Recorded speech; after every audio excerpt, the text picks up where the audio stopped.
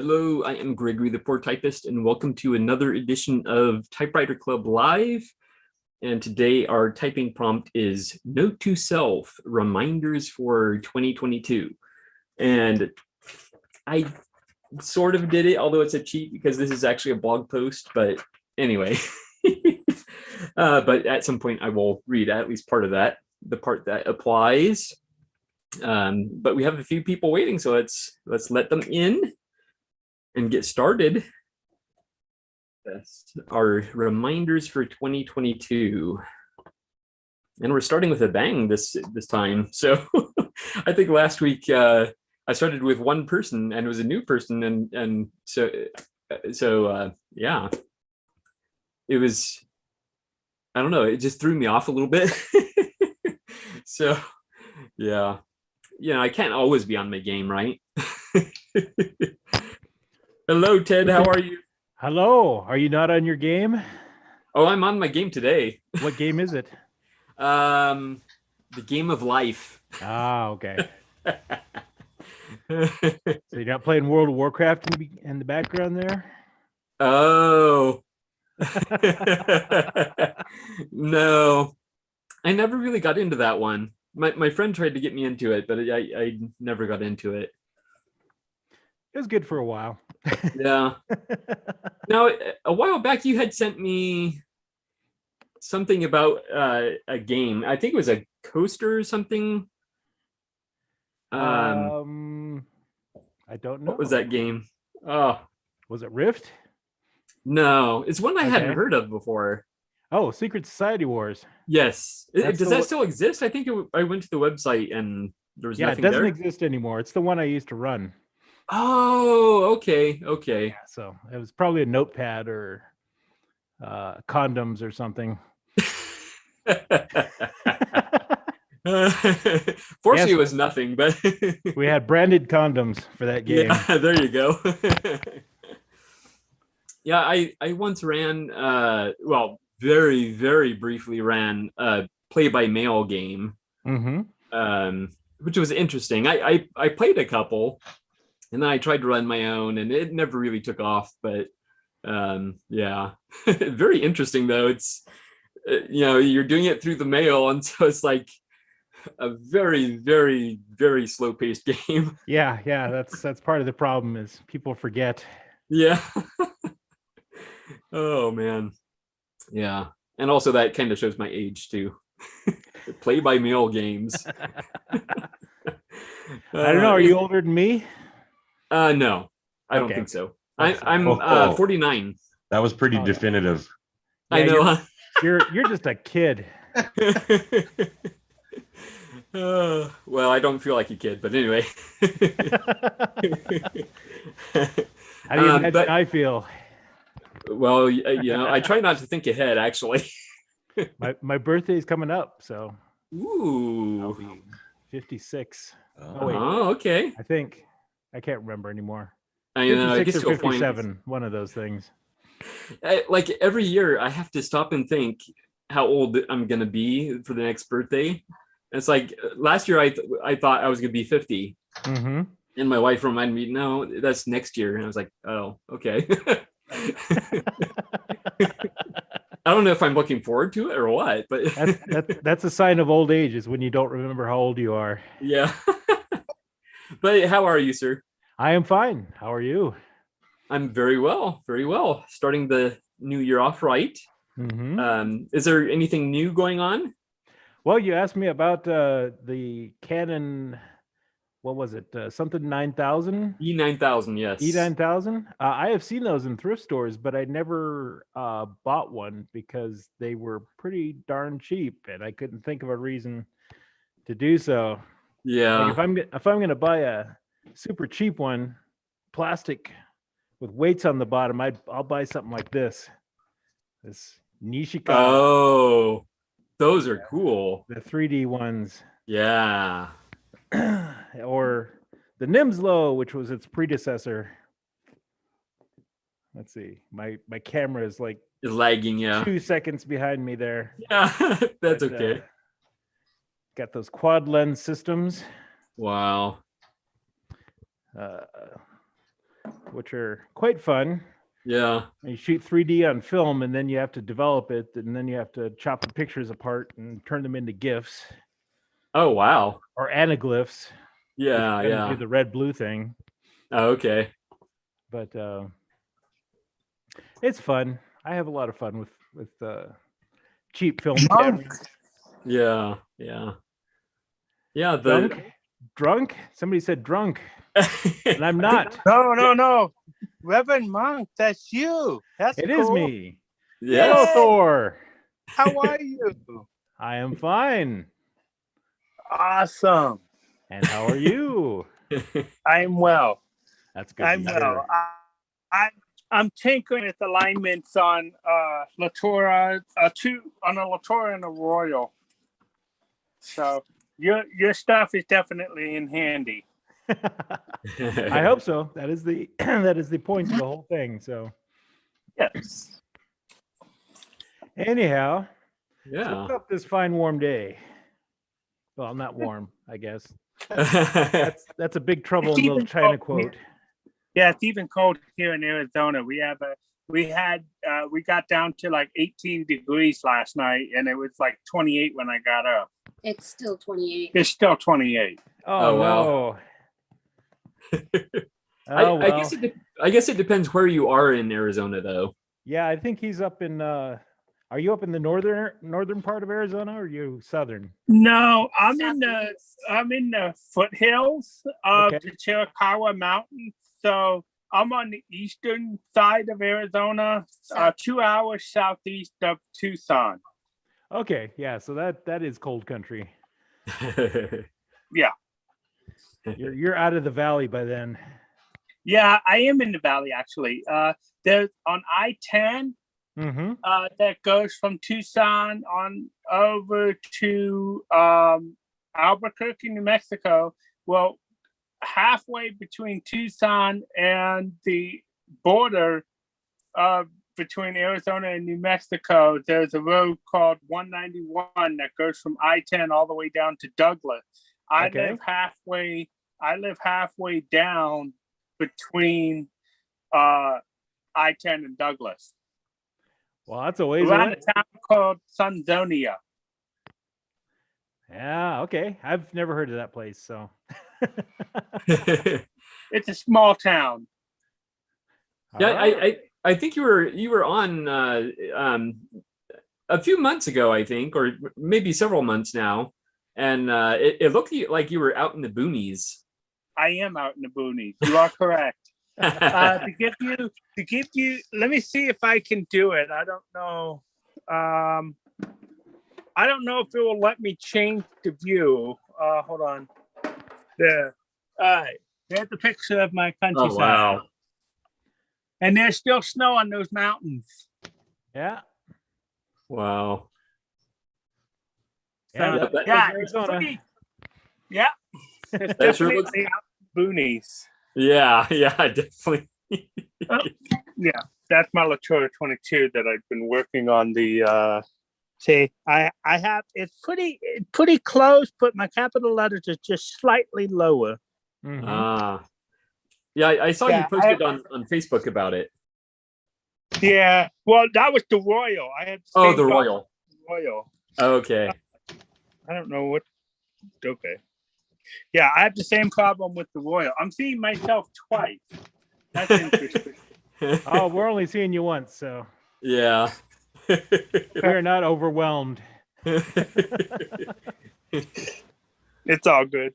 Yeah. Excellent. Well, it's good to see you again, Thor. Thor, by the way, is one of my pen pals, so we're type pals. Type pals. There you go. Yes. Yes, I found my satchel finally where I stored all the letters that people sent me and stuff. So now I can begin hopping back in it again. I had to find it. It was buried in our stuff that we brought out here.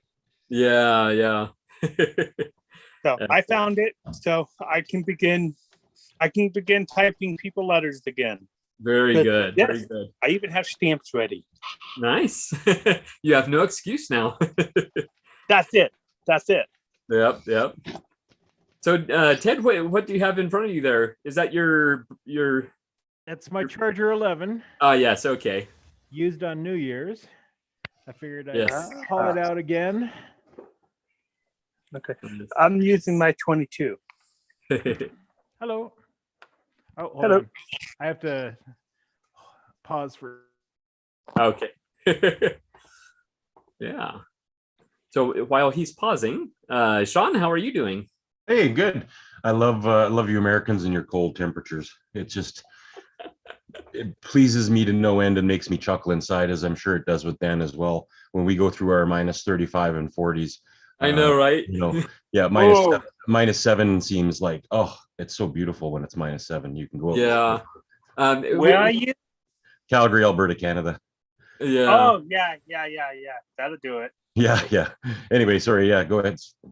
Yeah, I got a warning, one of these weather warnings that tomorrow we're gonna have freezing temperatures. Well, that is surprising for your neck of the woods, though. Yes. Yeah. I just find it funny that, they have to warn us about it, whereas like where you are, it's expected.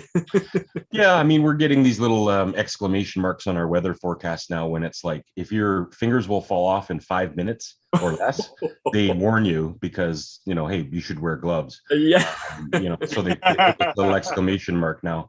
Yeah. Even then, you see kids running around sometimes without their jackets on because they've been running around on the park like a nut balls. So Exactly. you always go, oh, well, you don't need all those fingers anyway. It's maybe later in life. Anyway, yeah, no, it was good Christmas, and went and visited the family, but had time before and after to just basically loaf around. But now I need a vacation from the vacation, because I don't want to go back to work tomorrow, which, I think most of us have to. Yeah. Yeah, it is what it is. And other than that, yeah, I'm waiting for a couple new typewriters, but the Christmas shipping season is sort of stopped everything in its tracks, right? And I think right after Christmas, they let everybody go on vacation. So then everything grinds to a halt. And they don't clear the backlog out for a while. Yeah. But yeah, trying to catch up on some letters I wrote 4 yesterday. I've got my most important letter I've got to write today is to a gentleman named William Guthrie, aka Bill, Wild Bill. Wild Bill. Wild Bill. I just got a letter from you recently. Well, here's what we've done. We've screwed each other up. So you sent your 2 letters, and then you told me, hey, I'm sending you 2 letters. I'm not sure which order you're going to receive them in, but we put them all back together. I thought I got them both. So I started writing it and, send it off. And then all of a sudden, the next day I went to the mailbox and there was your second letter. Oh. And I was like, oh, shoot. I thought I had the other one already. So I went through all my old letters, but it was an older letter. So anyway, we're back on 2 letters for a bit until we can sort of put them all together. It screws up the whole conversation when you're having multiples. Play by mail is tough, but Yeah. yeah. Anyway, yeah. No, other than that, today got my green Underwood champ on. Nice. Yeah, which is green. Wow. And yeah, Is that a Underwood champion? that is a champion. Yep. I have one. If you're lucky, you can find a case for it that also includes a typewriter table. Yes, I've got that too. Yeah. Oh, cool. Yeah, it's surprisingly very sturdy. I would have no problem typing on it in the middle of the woods or a war zone. Yeah, no, anyway, yeah, so that's what I'm typing on today. And other than that, treated very well at Christmas and very thankful for all of you guys and family and typewriters, and hopefully a better 2022 with less craziness, insanity, and other untoward weird stuff. Yeah. Here. Excellent. Well, it's good to see you. You as well. Yeah. Carlos, how are you up in Northern California? Good. Sun's out, so can't complain. Yeah. Very cool. I think I saw you were in the Type and Talk last night. Yeah. I shut up for a bit. Excellent. Very good. Yeah, there were a couple new faces in the Type and Talk, it looked like. Yeah. I don't sit there and watch you guys, but my wife and I were actually watching the 20th reunion of the Harry Potter cast. So Yeah, Wow, can't believe it's been so long. I know, right? It was pretty cool if you're a Harry Potter fan, obviously, but yeah. But is there anything new with you, Carlos? Waiting for new typewriters, so that's nice. Yeah. You're probably experiencing that same holiday delay of shipping and whatnot. Yeah, I bought a Splendid 33. Ooh, nice. Which is coming from Australia, which is nice because it also has a dollar sign. I know how a lot of them don't. And then a Webster XL 747. Excellent. Yeah. Very cool. All right. Well, it's good seeing you. Yep. And Bill, how are you doing? I'm doing good, thanks. Happy New Year. Happy New Year. Happy New Year. Happy New Year. It's let's hope it's a happy one and an improved one over the previous 2021. I know. I think if we at least improve little by little each year, then we're headed the right direction. So we'll see. You never know, though, right? I'd take that. Yeah, definitely. Yeah. Definitely. Yeah. My wife is typing on an aristocrat. Oh wait, I need to put my camera on. She's typing on an aristocrat. Oh, nice. Pop it out of the case. The interesting thing is the person who had it before me, they put feet on it. Oh, okay. They put furniture moving feet on it. See? Yeah. But it works. But yeah, it's an imperial, an empire aristocrat. Cool. Oh, my typer here is in the way, isn't it? There you go. Now you can see better. There we go. So this is a clone of a Hermes baby, I think. Yes. It is not so much a clone as a licensed copy. I see. The clone these days is used for when China makes Honda engines without their permission. The Empire Aristocrat was a licensed copy because British Typewriters bought the patent and the tooling and the design from Hermes and were allowed to produce them at their factory in West Bromwich. They bought it from whom? The sound cut off for me. Where did you say they bought it from? British Typewriters bought the tooling and the pattern from Hermes in Switzerland, so they could build the Empire Aristocrat.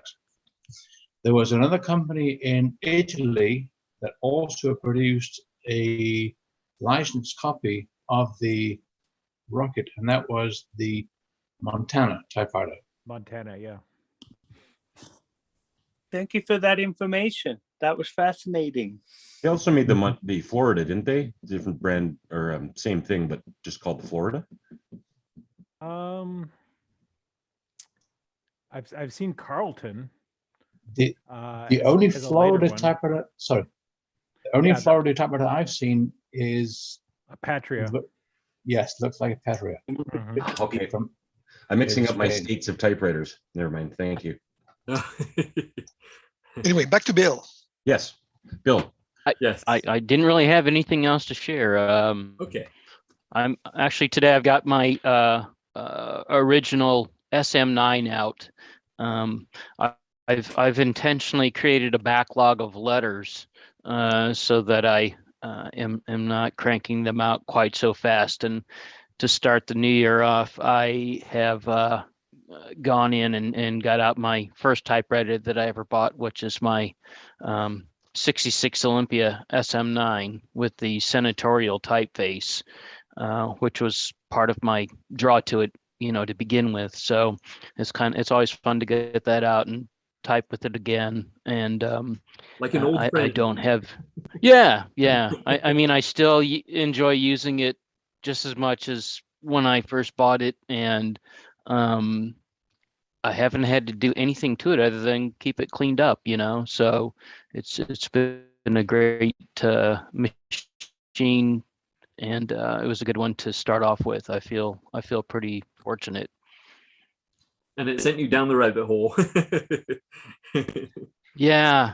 Well, my initial drive to purchase a second typewriter was really because I wanted a different font. I really, like I said, a senatorial was what drew me to the first machine, but then I quickly just wanted like a standard pica font of any sort. But it was, I think in Olympia terms, it's just called pica, if I remember correctly. I haven't looked it up in some time, but the senatorial is an 11 CPI typeface, whereas the pica that I have is of course 10, and then from there, kind of similar. I like to find different fonts, and that kind of led my first few purchases. Then I started trying out different machines, and so it's nice just to have a little variety, both of how the page looks and how it feels to type with them. Exactly. Excellent. Well, it's good to see you, Bill. Likewise. As always. As always, yes. Same all around. Yes. And Daniel, how are you? Oh, I'm great. Thank you very much. Happy New Year to everyone. And we used to say many years ago, Happy New Year and health and love and prosperity. So I think the health is, has taken a whole different new meaning, or a more importance, maybe these last 2 years than before. So it's good wishes. I just want to share a couple things couple presents that I got for Christmas. Ooh, nice. So I ordered for myself the calendar from Frederick Durbin, and it's cool because it has one of the typewriters that I recently acquired. Well, in October, that I found, which had been in the possession of the same lady for 51 years, the Corona Sterling of the same year, or just about. The other thing which I shared with Sean on his Instagram is I got a lovely puzzle. Oh yeah. and Sean has that typewriter, actually in that color. Yeah, that he has the exact same thing. That was the model for that puzzle. No, wow. I'm just joking. Oh, okay. No, you almost surprised me there. No, I'm just joking. Yeah. At 750 pieces, but it seems like to me that I'm missing some pieces. I'm missing the pieces for that part of the typewriter. So anyway, the company says that if we're missing pieces, we have to send a photo of the puzzle, and hopefully they'll send me a replacement. Almost like buying the real thing in this day and age. Oh yeah. But the puzzle is fun. It's fun to do. My wife and I were making. And lastly, my wife got me, and it's not a big gift, but it's a little Lee Valley Veritas Notebook. Now I'm going to show you closely as much as I can to show you the grain. Yeah. Wow. It's the wood. Now this is Japanese, and they shave a piece of wood. If I show you, really fine veneer. Yeah, you can actually see the grain. Wow. Yes. Wow. And it's extremely fine veneer, so fine that I look forward to typing on that. See how it goes. Hopefully it won't make holes or anything, but I haven't yet. But writing on it is quite special. So it's very cool. And sending a little letter with one of those with a little message or a poem is going to be extremely fun. Wow. Dear Dan, why did you send me sawdust in your last letter? Son? I guess the mice got to it before you. Yeah. And lastly, that was an impulse thing that happened. the week before Christmas, but on December 24th, on the Friday, I got a Hermes 3000. It's sitting right next to me. It's the boxy type. And it came up locally. And I'm a big fan of buying locally, so to avoid shipping and shipping damage or anything like that. And it wasn't working. It wasn't working at all. It was advertised, and they didn't describe. I started writing to the seller, and he said, "Well, there's a few problems, and this and that." And I went like, "Oh, okay, well, I have to see it." The first problem that I saw was there were no knobs. So the plastic knobs are broken, but the original metal sleeves are there. Yeah, very common. So that was the first thing I saw. I thought, okay, all the knobs break, so that shouldn't be. I should be able to replace those with a 3D printed or something like that. But when I saw it, there was quite a number of things wrong with it.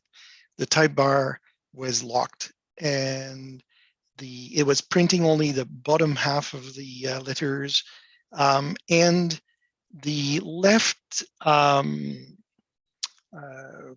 protective cover, plastic protective cover for the carriage was broken and was interfering with the Perspex line indicator, and so I wasn't able to travel the whole way, and so on and so forth. So, and there were a couple other things. The buttons for the tabs were sticking, so you pressed on one and it was staying down, and the backspace was also staying down when you're pressing. And that's probably the best scenario for me, trying not to pay too much, because it wasn't working. Then I was able to negotiate to say that I didn't even know if I was going to be able to fix all those problems. I didn't know if something was broken inside. It was very, very difficult to just estimate that buying, with a short visit. But so I got this, and I started working on it, and it works pretty well. I'm very surprised at how well it types. Greg, I had to ask Greg at the past TCL meeting to describe the Hermes, and he had said, it's very smooth, it's like butter. And I concur that when I type it types very, very well. So I'm quite happy with that. And it came with the luxury cover, the leatherette covered. But this typewriter suffered damage. The back chrome is gone, so that means like maybe it was dropped, or because of age, maybe the glue didn't survive. And there's a little bit of a corner damage at the far left corner here. So I don't know if that. Yeah, not uncommon, because people put it down too hard or something like that. So I got it for a reasonable price. I'm going to show it because it's actually quite lovely in this condition, but it's got a QWERTY English American keyboard, which is, everybody likes that on this club, but I'm really looking for a French Canadian keyboard.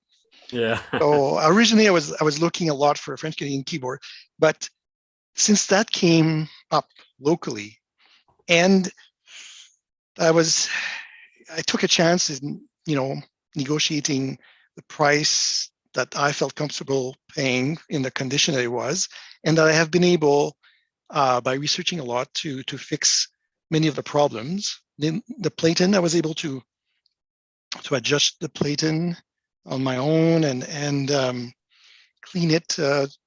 It's still a bit sticky, so I might not have cleaned it as well as I should have. But yeah, I'm quite impressed with the Hermes. In fact, excellent. Congratulations. As far as the carriage and covers, if we can find someone who has a good 3D scanner. I have a set of perfectly good Clarion covers. If we can get those scanned, we can get those reproduced by a reputable 3D print shop like Shapeways in the States, which have, I think, 15 different styles of 3D printing, one of which can get to tremendous accuracy and have mirrors and have an almost mirror finish smooth on all the parts. Wow. Wow, that's interesting because the covers that I have are broken, but I wonder if they would be able to extrapolate the part that's missing from like the scanner or something like that. So interesting.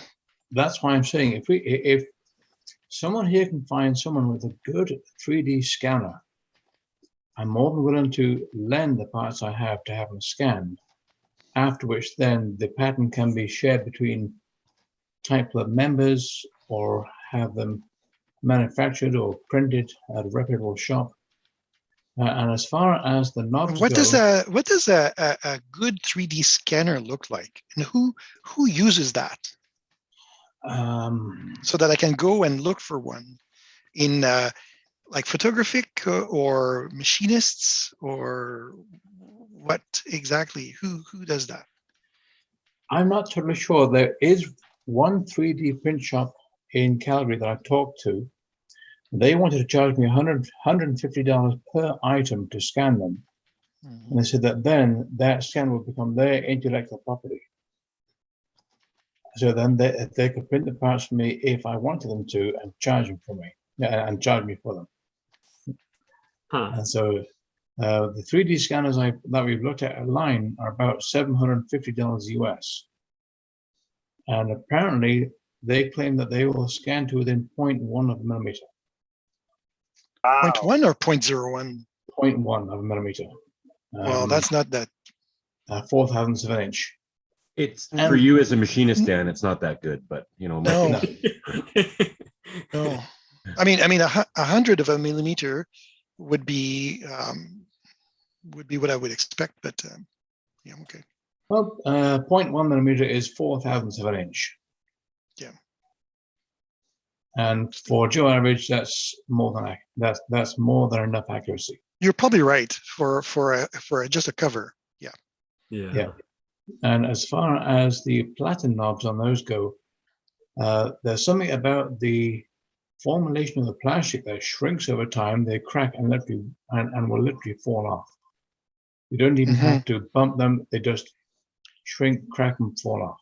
Well, that's interesting because I've been sending messages to Jacques Perrier, who's in Switzerland and has a museum and sells a lot of parts for Hermes and other typewriters, and he just tells me that no, the buttons, it's probably because somebody closed the cover the wrong way and without locking the carriage, and I'm going like, that seems like contrary to what everything that I'm reading in terms of people's experience, that they disintegrate with time. And the sheer amount of disintegrations that you see, it's not that many cases breaking knobs off. Yeah, exactly. So I'm taking that at a big grain of salt, maybe a tablespoon of salt, what he just said.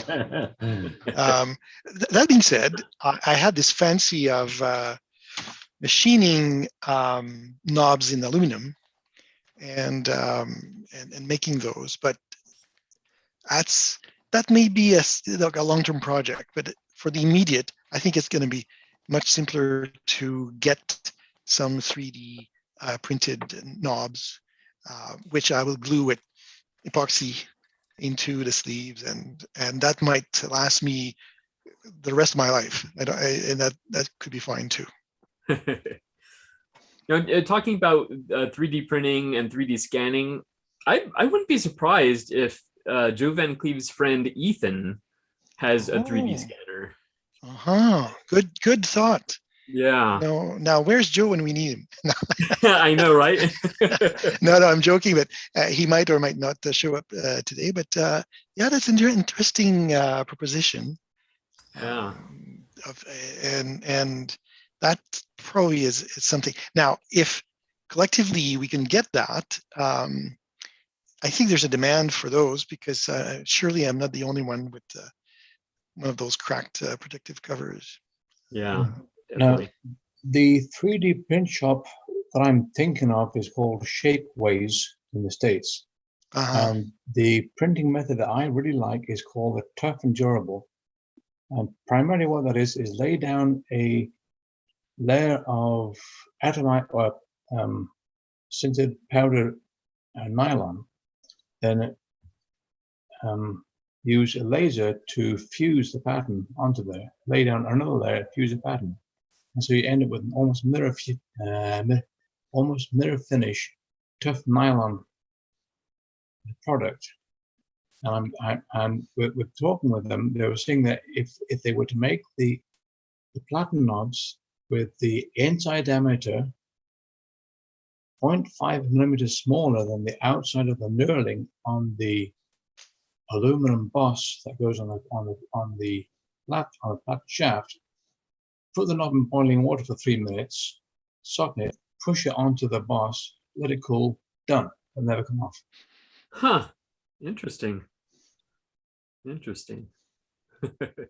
Well, I've reached out to Biliana over in the UK, I believe she is. Yep.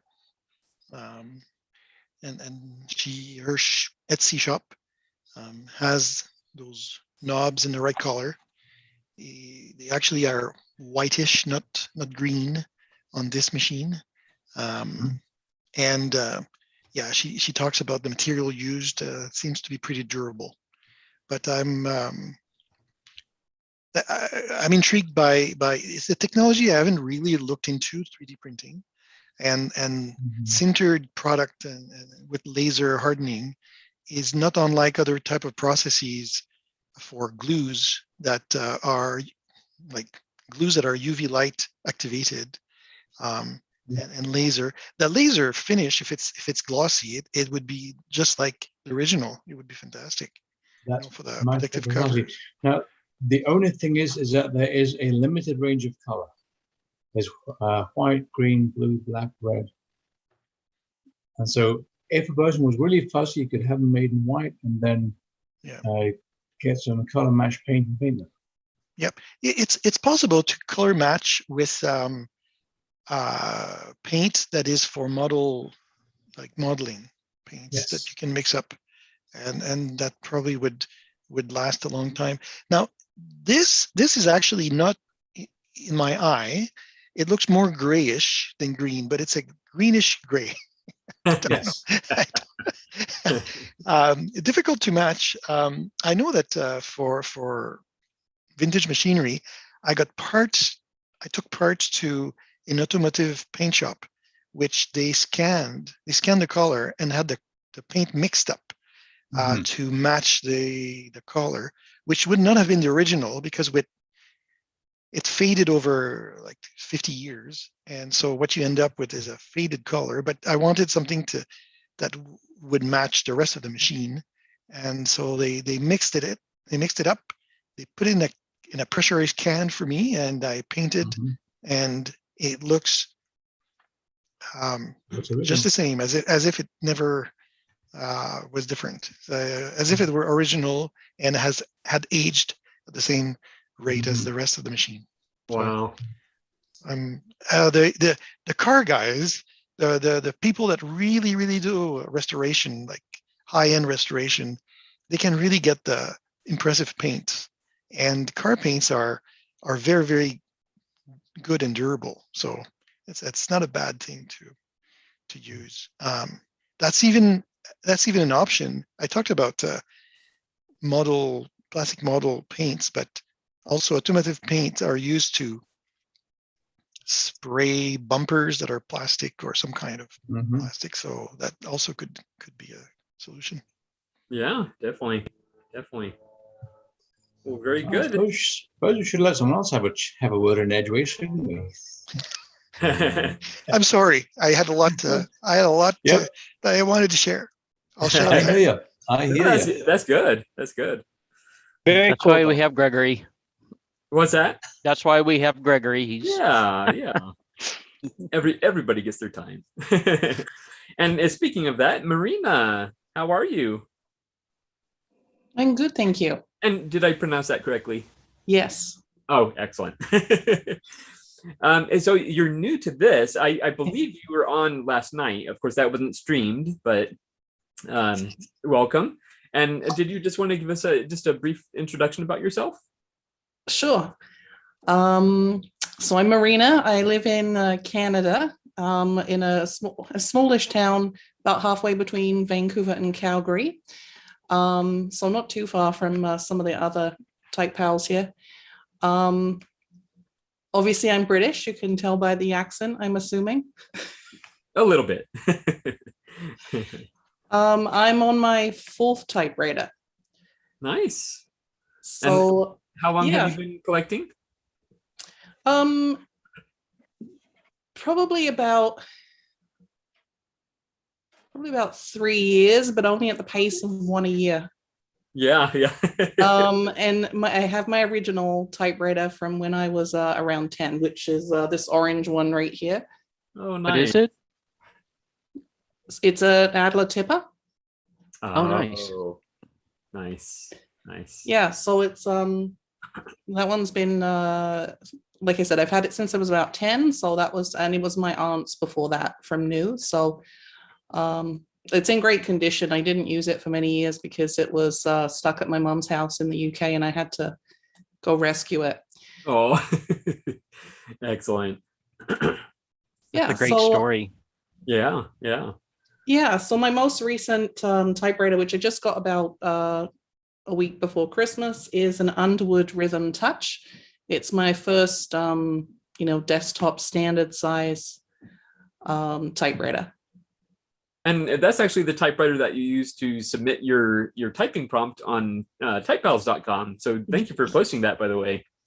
That's excellent. In fact, since we mentioned it, I do have it, I believe, queued up so people can see it. Let's see here. Where am I? Share screen. And this one. Yeah. So this was the snubbed by Santa and writing a letter to tell Santa how you feel. So I'll just leave it on the screen there a little bit. But so that was your 1950 Underwood Rhythm Touch. You see it there at the bottom.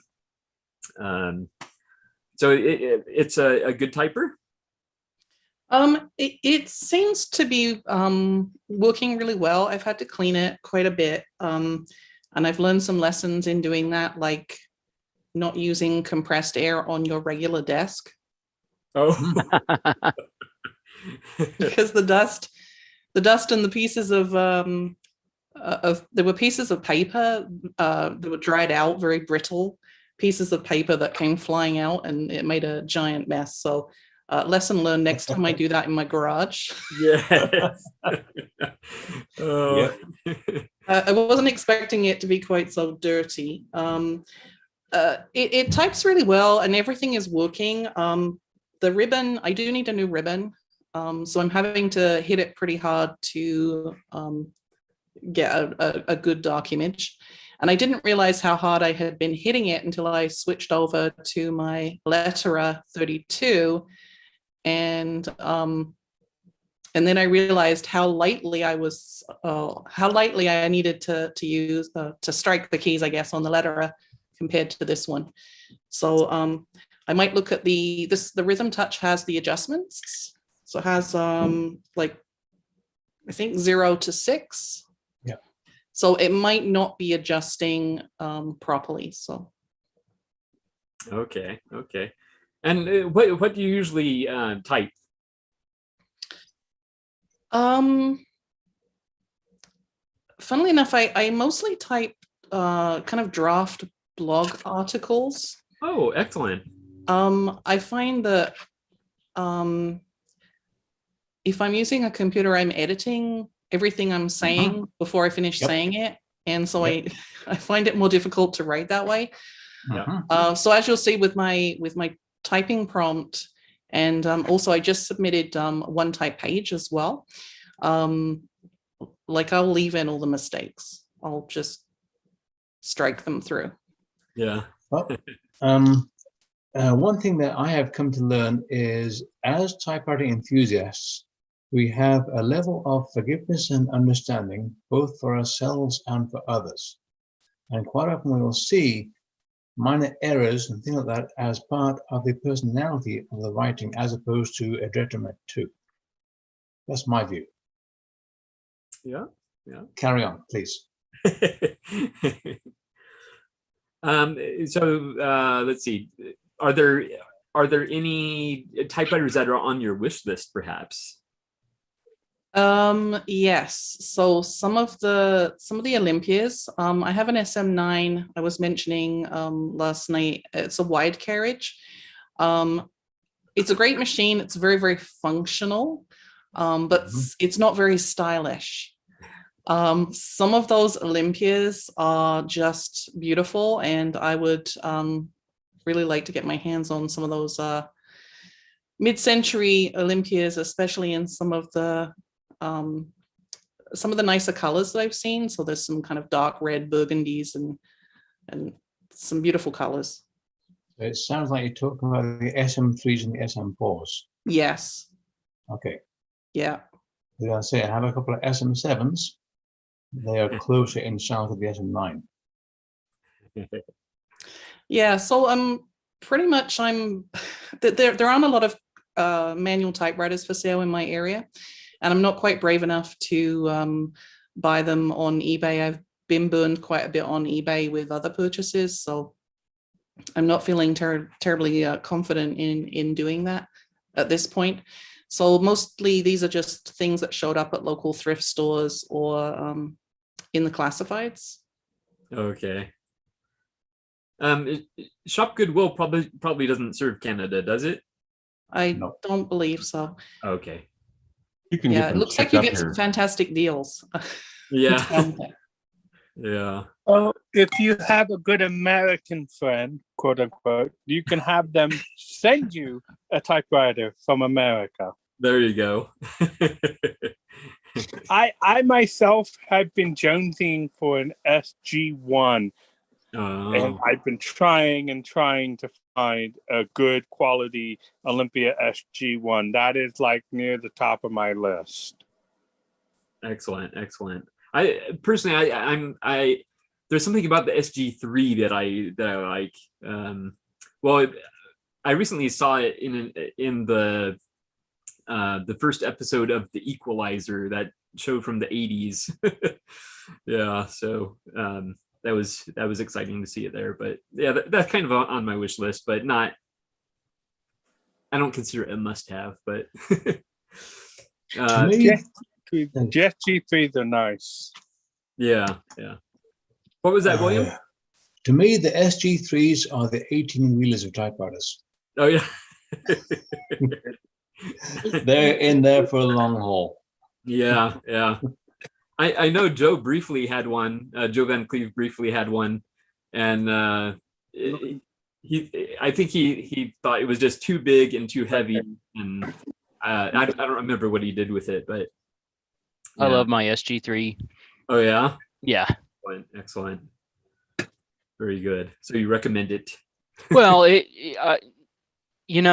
hesitant to recommend anything anymore, other than to say that I enjoy a machine, because I've figured out that all of our preferences are so different, and so all I can say is that I tend to like the Olympias in general, and I actually like the SM9s a lot. I have an SM3, and I think I'm one of the few people that really enjoys the styling of the SM9 in particular. That was my draw to the machine, and so I was similarly drawn to the SG3 over the SG1, but exactly. But I I like my SM3 a lot, and I just like the SG3 for reasons of its own. I could type with it all day long, and it would be fine with me. I've typed really long letters with it without a problem, and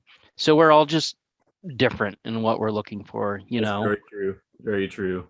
But I do appreciate your opinion, though, and I respect it highly. So it makes me want to get it all the more.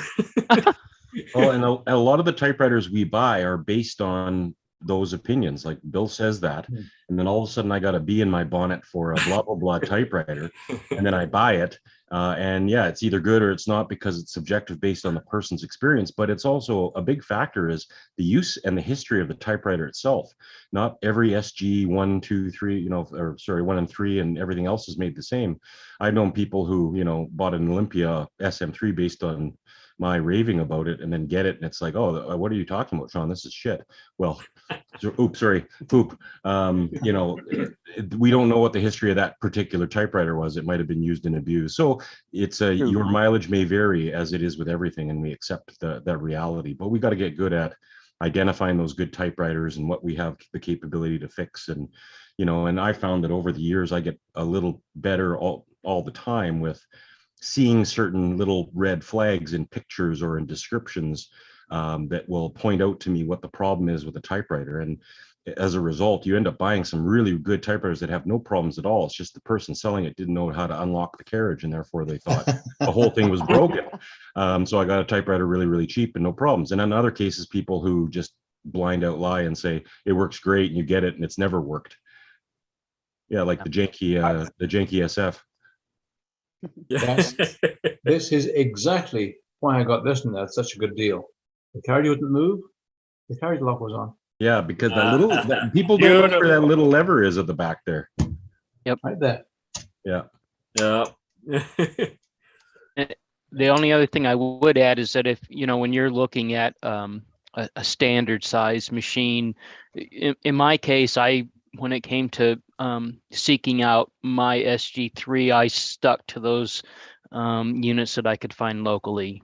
You know, I wanted to be able to go get my hands on it and see, because shipping one of those in particular, any standard size machine is strikes me as kind of a extra risky proposition. You'd really hope that somebody sending one of those out really knows what they're doing when it comes to packing a typewriter. Yeah. And so that's the only word of caution I would have in general. Yeah. Well, like a typewriter that size isn't going to have the case, and oftentimes right it's the case that's going to save the typewriter. Exactly. Yeah. Yeah. Very good. Well, Marina, was there anything else you wanted to share? No. Okay. Well, but welcome, and I'm glad to have you here. Welcome. Welcome. And William, how are you doing? Excellent. Thank you. How about yourself? Good, good. That's good. Anything new in your world? I have a Canadian-made letter 32 on its way. Nice. Found it from a fella in Winnipeg, Manitoba, and so I was the only bidder. No, there was one other bidder. He says he shipped typewriter before, so it doesn't have to come across the state line or anything like that. So it should be here sometime, maybe this week or next week. Excellent. Maybe you'll do a live unboxing. No. Yeah, and the interesting thing is that I bought a letter 32 from a local Kijiji a few years ago, and it was just gummed up solid. Well, of course, it had my regular deep cleaning, and I think I might have told the story about this one before now. That we had some new neighbors move in, and their young girls saw my typewriters and so wanted to play on them. And so for Christmas, I ended up giving the oldest girl that letter 32. You should have heard the shrieks of excitement when they realized what it was. And then a short while later, I had the honor of repairing my Aunt Celia's letter 32. I ended up bringing it back from England over here to Canada, so I could literally do a complete teardown on it. I don't know how many people here remember the Gesendner duplicators. Yep. Okay. No. If you made a mistake on the stencil, you'd have a pot of pink fluid that you would dab on the letter, give that 30 seconds to dry, then you could retype the new letter in the stencil. Oh. Well, my cousin, when he was about just a toddler, managed to dump half a bottle of this center correction fluid into my Aunt Celia's letter 32. Oh. Now, they tried cleaning it as best they could with white spirits, denatured alcohol, Q-tips, but the tab never worked, the carriage lock never worked properly. No, not the carriage lock, the carriage release. If you release the carriage, it wouldn't set again. And so my Aunt Celia basically gave up on it. And so when she heard that I was interested in fixing these things, I asked her if I could take a look at it. And what had happened is that this pink sludge had found its way under the carriage rail and had jammed the tabulator shift link to the bottom of the frame itself. And so that whole lot had to come right out. I found that toluene is the only stuff that dissolves that pink muck. Yeah. Wow. So yeah, so once I get this 32 in, I'll give it a check over and clean it and see how it goes. Yeah, excellent. Very good. And Eric, how are you? I'm doing well, thanks. Eric. Not a whole lot new here. Oh, okay. Haven't been on in a while, but yeah, busy. Yeah. So nothing new. No typewriters on the horizon, or maybe a fountain pen or something. No, not really. I did get a fountain pen for Christmas. Cool. It's not a just a Dryden Designs pen. I think you can get on Amazon. Yeah. So it's not one that I would have particularly been interested in, but I still appreciated it. Yeah, I've been curious about those. How does it work well, or? It has a really smooth nib, but it's suffering from pretty bad baby's bottom, so it skips a lot. So it's just kind of over polished, and I haven't had a chance to try to tune it a little bit, but it's not a bad pen. It's just I think once, and actually it did come with 2 nibs. So one of them is like just like the standard one, and then there's another one that it came with that is like semi-hooded. So I haven't tried that one yet. So maybe that one will work a little bit better. But yeah, excellent. And listen to you guys with all of your lingo here on the fountain pens. Bottom. You're really geeking out now. So baby's I'm bottom. barely is when keeping up. Baby's bottom is when the inside of the tines, like it's supposed to be, like rounded, but when both of the tines are rounded like that, it kind of like comes in almost like in the shape of 2 cheeks, 2 butt cheeks. So it causes the capillary action to not flow properly. So the ink can't get to the paper unless you're using like a more absorbent paper. Then it kind of isn't as bad. But if you're using a smooth paper that would be meant for fountain pens like Rhodia or Clairefontaine, it doesn't really flow that well, so you can get skipping issues, and you would have to press down harder to write with it in order to get it to work properly. And so to tune it, what do you typically do? So you would have to almost grind it down a little bit with like micro mesh to get it to the point where the capillary action is restored. And that can take a while, and it's pretty easy to ruin the nib too. So, but it's not like an expensive pen, so it would be worth trying to see if I can get it to work better. Cool. Yeah. So what grit of sandpaper do you use, or emery cloth? So you could use they sell kits, like I think Anderson Pens sells a kit that ranges from I think I want to say 4,000 up to 12,000 I could be wrong, smokes. Yeah. but it's really fine grit. So you start with the lower grit to sort of get it grounded down, and then you progressively work your way up to polish it so that it writes smooth again.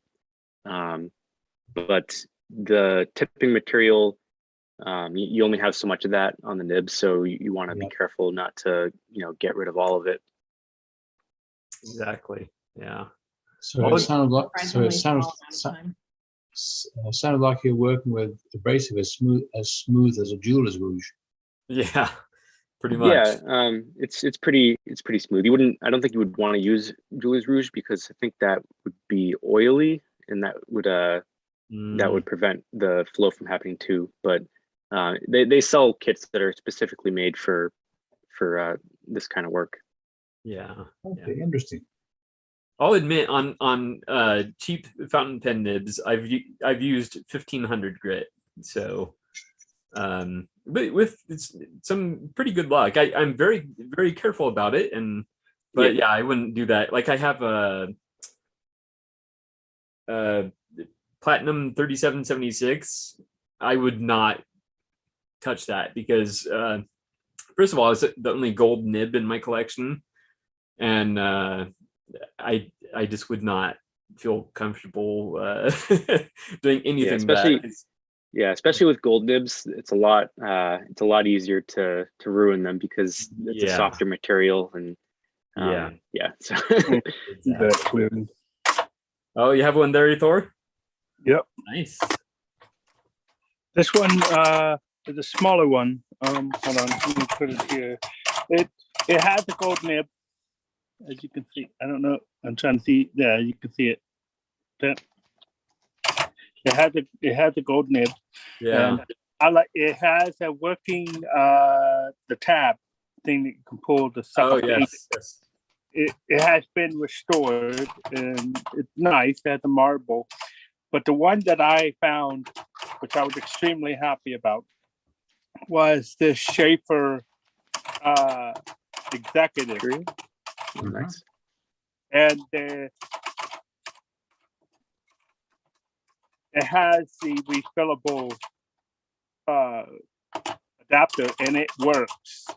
You just squeeze this 3 times and it sucks up ink, and it's a very smooth writer. I'm very impressed with it. I got lucky to find this locally at Wilcox, of all places. Excellent. This is my top fountain pen right now. Very cool. Very cool. I have the exact same pen, but in stainless as opposed to black. Okay. Nice. Very cool. They're very smooth. I was really surprised. Yeah. All right. Well, thank you for sharing that, Eric. And nothing else going on, or you're just doing well and recovering from the holidays. Yep. Yeah, recovering. And how's work right now? Has it slowed down yet? Because I think last we talked to you, it was still going on surprisingly strong. Yeah, I had a wedding on New Year's Eve. That was my last of the year, obviously.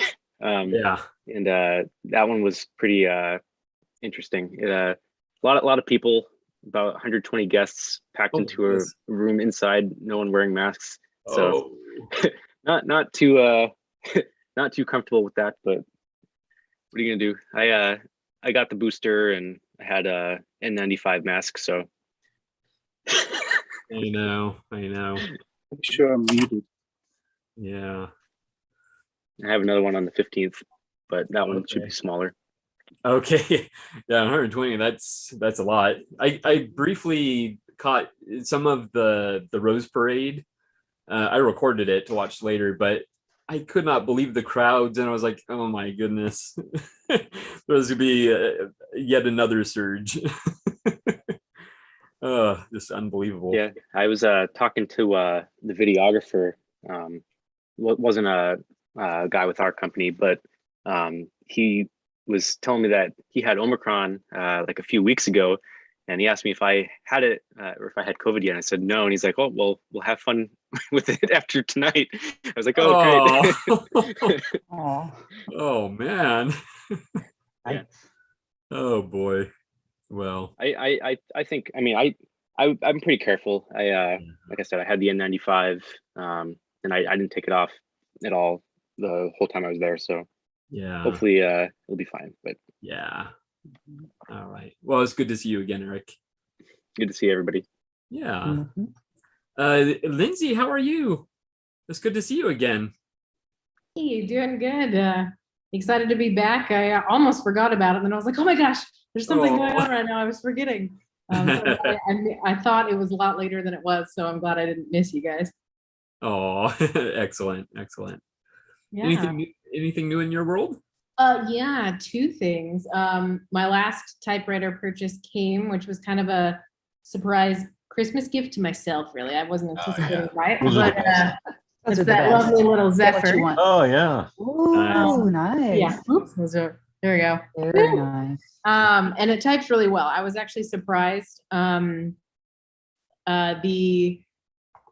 platen needs to be redone just a little bit. It doesn't grip the paper pretty much at all. It's really very, very hardened. So I'll probably have to send that off to be done. But I was surprised at how much I like typing on it, which I shouldn't be surprised because the silent the silent with the glass keys is my favorite typer.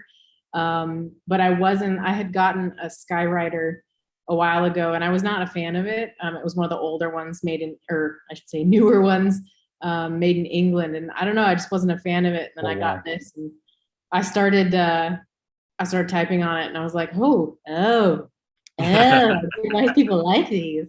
they're different than the Skywriters. I like my Zephyr a lot more than I like the Skywriter. It just feels a little more solid and tactile. I agree, and it doesn't like skate across the desk as much. Mine is missing the feet on the bottom, which I'll probably have to get redone. So I have it on a pad when I type on it, so it doesn't damage the paint or skate across the table. But it's like the action and just the keys, like it's just very pleasing to use. And yeah, so I'm very pleasantly surprised with that purchase because I was kind of like I might have to redo this or resell this. I mean, but overall, that's probably my last typewriter purchase for this whole next year. I'm going to try to really nip in the bud my shop preferences. Oh, good luck with that. You're not going to get any support from us. Yeah, this isn't the right group to be a part of if you're not looking to buy more typewriters. I'll just live vicariously through you all. So then I'll just make a list. Well, fixing them up is important. That's true. And I just I'm trying to save up some money for some fun trips and hopefully to purchase some property. So sadly, one of the purchases has to stop, but only temporarily, hopefully. Of course. And it gives me plenty of time to play with my new acquisitions. So I can't complain. So do you think you'll send off the platen to JJ Short? Yeah, most likely. I was planning on sending the platen for my silent anyways, so might as well just tap that one on and get them both redone. So because they both are. This one is actually like super hard. It's rock hard.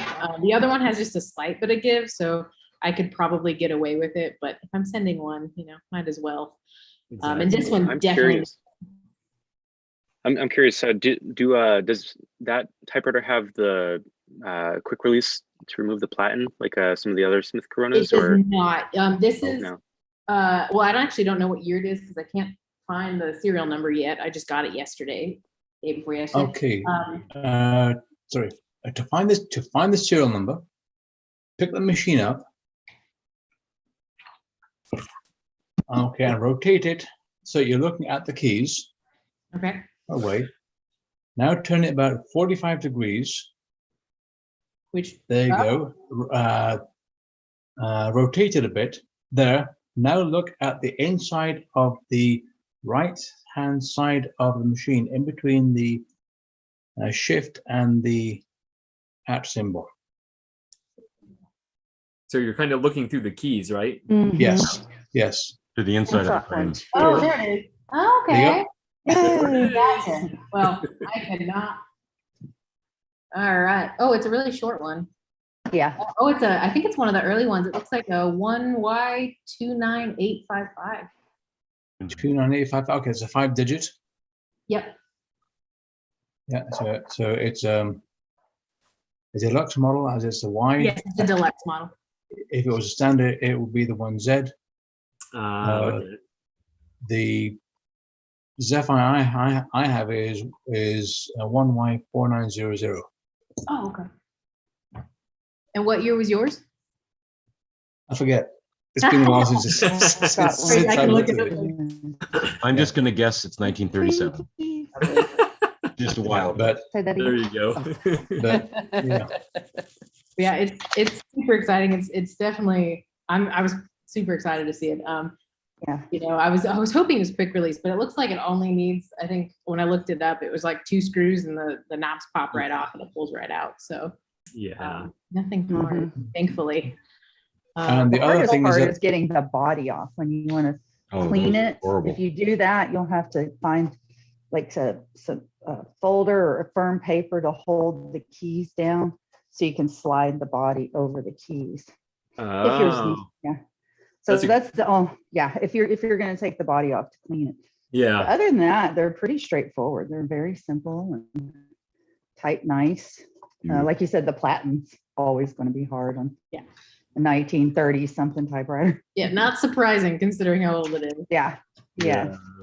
But they I didn't realize it was and that's that old. great. I didn't notice the glass keys. 8. I got lucky with my Oliver 9 that for some reason the platinum was not hard. But what my problem with my Oliver 9 is the wings that come down the type, they're a little out of alignment. So I have to get somebody who knows a little more than I do about how to carefully bend them to get them back into alignment. But I had a British Cougar XL that I really liked a lot. And I kind of wish when we were talking about 3D printing, I was really wishing that, somebody could do that, because I would love to get a new body for my British XL because Cougar XL, because when it shipped over and it had the manual, they had the cleaning kit, it was in perfect condition. The only problem was when it went through the mail carrier, it got shattered. The body was completely shattered. There was a foot hole in the box. So I was like, but I still have the body of it. So, I mean, I still have the machine itself. It's still a very good machine. I just have to find a new body for it. Yeah. Well, good luck with that. Yeah, so that's why I was that's why I was really excited to hear when you all were talking about 3D printing and stuff. And I could see where on the plastic body machines, that will allow us to give new life to these machines. Yes. So that's going to become more important as time goes on. I pretty much am there for that. Yeah.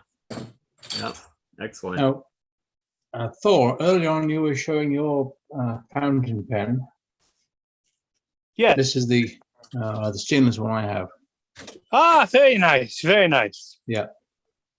I was impressed with how smooth it writes. I was really happy to find it. Yeah. And now they're reproducing it, but they're like $500. And they're not as good at Yeah. Yeah, I saw on the website, if you look up the Schaefer executive pen, there's a company that's getting ready to make them, but they're $500. Oh yeah. Marina Like has some.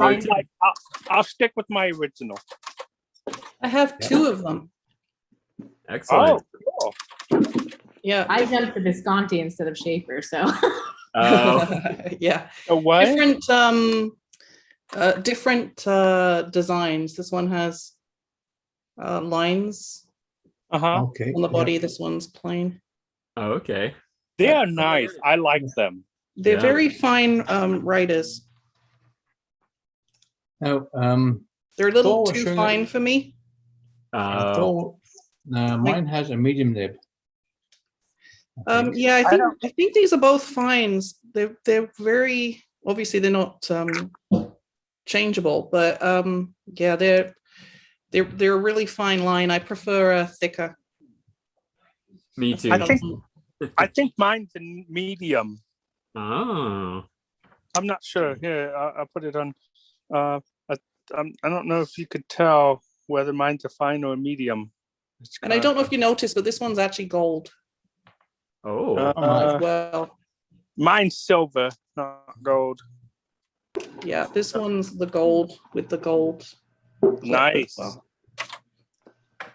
Yeah, I think these two hobbies go together. They do. Indeed. Yeah, after you type your letter, you need to sign it. That's right. I love the analog feel, you know. It definitely goes hand in hand. Yeah. So, Lindsay, is there anything else you wanted to share, or? Yeah, it was actually honestly, it's nothing like purchase wise, but it was a quote I saw the other day that since it's the new year, it just kind of hit home, and I thought you guys would enjoy it. It is by Chief Dan George, and the quote is, "May the stars carry your sadness away. May the flowers fill your heart with beauty. May hope forever wipe away your tears. And above all, may silence make you strong." And I thought you guys could appreciate that. So, that's beautiful. That was my welcome to the New Year's, and glad to have it with you guys. Oh, I have the warm fuzzies. Well, thank you for that. That's excellent. Very good. And thank you for being here. It's good seeing you. Yeah. All right. Diane, how are you doing? I'm fine, thanks. How are you? I'm good. Yeah. So, Diane, I have a long overdue package that's going to be headed your way. Okay. It's long overdue by at least a few months, and the letter is like several months overdue, but yeah, it's finally happening. Okay. Well, that's good. I have a postcard. I have it smashed under some books because it's one of these I made the postcard. It's cool. It's ready to go, but I want the glue to dry before I put the stamp on it. Yes. Good idea. So, anything new? Yes, as a matter of fact. You always have something new. No, I don't always. This is my last typewriter of 2021. Oh, okay. And it arrived with its base and a lid, although the lid kind of came apart on one side, but when I looked at it, it's not the first time it's been repaired. Let's just put it this way. So am I upset? No, it's there. It's relatively in one piece, but nice. Ooh. Wow, that's beautiful. Number 3. Those are so cool. Is this the one you were waiting for? My wife says that's a sexy typewriter. Yeah. It is. It's handsome and yeah, I was trying to get a type sample off of it last night. Oh. But the escapement's really gummed up. So I'm able to do it, but I have to release the carriage for each character, and then it's yeah. So it's like it's a labor of love. It types. Yay. Do you prefer standards to portables? I prefer these standards to portables. She's our early typewriter specialist. I'm the nut who likes the Smith Premier specialist. Yes. Yeah. So which ones are you still looking for now, Diane? The 9. Number 9. Number 9. Number 9. Number 9. Number 9. The mysterious number 9. Yeah, it's like I think I remember hearing about one being sold in Europe. I know Herman has one, and I think there's somebody else in the who I've seen at Herman's. I think they said they had one as well. So that's 3 that I know of. Why is it so hard to get the 9? You would think it would be easier. I was looking at the serial numbers yesterday in the Ted supplied me with the PDF of where he gets the serial numbers for these things. And the 6 and the 9 have the least, they appear to have the least, the lowest the lowest high number, if you know what I mean. The lowest of the high, as you go from. So they didn't make as many of them. They didn't make as many of them, basically. Yeah. So for the 2 and the 4, you'll see a buttload. Well, you will. You get into the 100,000s on those. But this one is 12,577. And I have another one. I think it's like 3,693, or maybe that's a different machine. I don't remember now. I have to look. It's funny. You'd be surprised the number of serial numbers and years I have scribbled on my desk here. But yeah, this is a 1907, and it has a few weird things. It has it's hard for me to like do this with lift the laptop, and so it has a 1/2 key that's in the place where the apostrophe usually is, and so that's usually here. Sorry. So that's usually here, and usually the apostrophe key is white, but on this one the apostrophe key is up here and it's black. And we have an exclamation point, which I see on these models frequently. Huh. Every now and then I get one with an exclamation point. There's an equal sign. Sorry. An equal sign here, this is usually where the colon key is, and the colon key is right here, which is kind of normally where the I don't know, I guess the weirder keys are the fractions. I mean, even the slash key's in a weird place.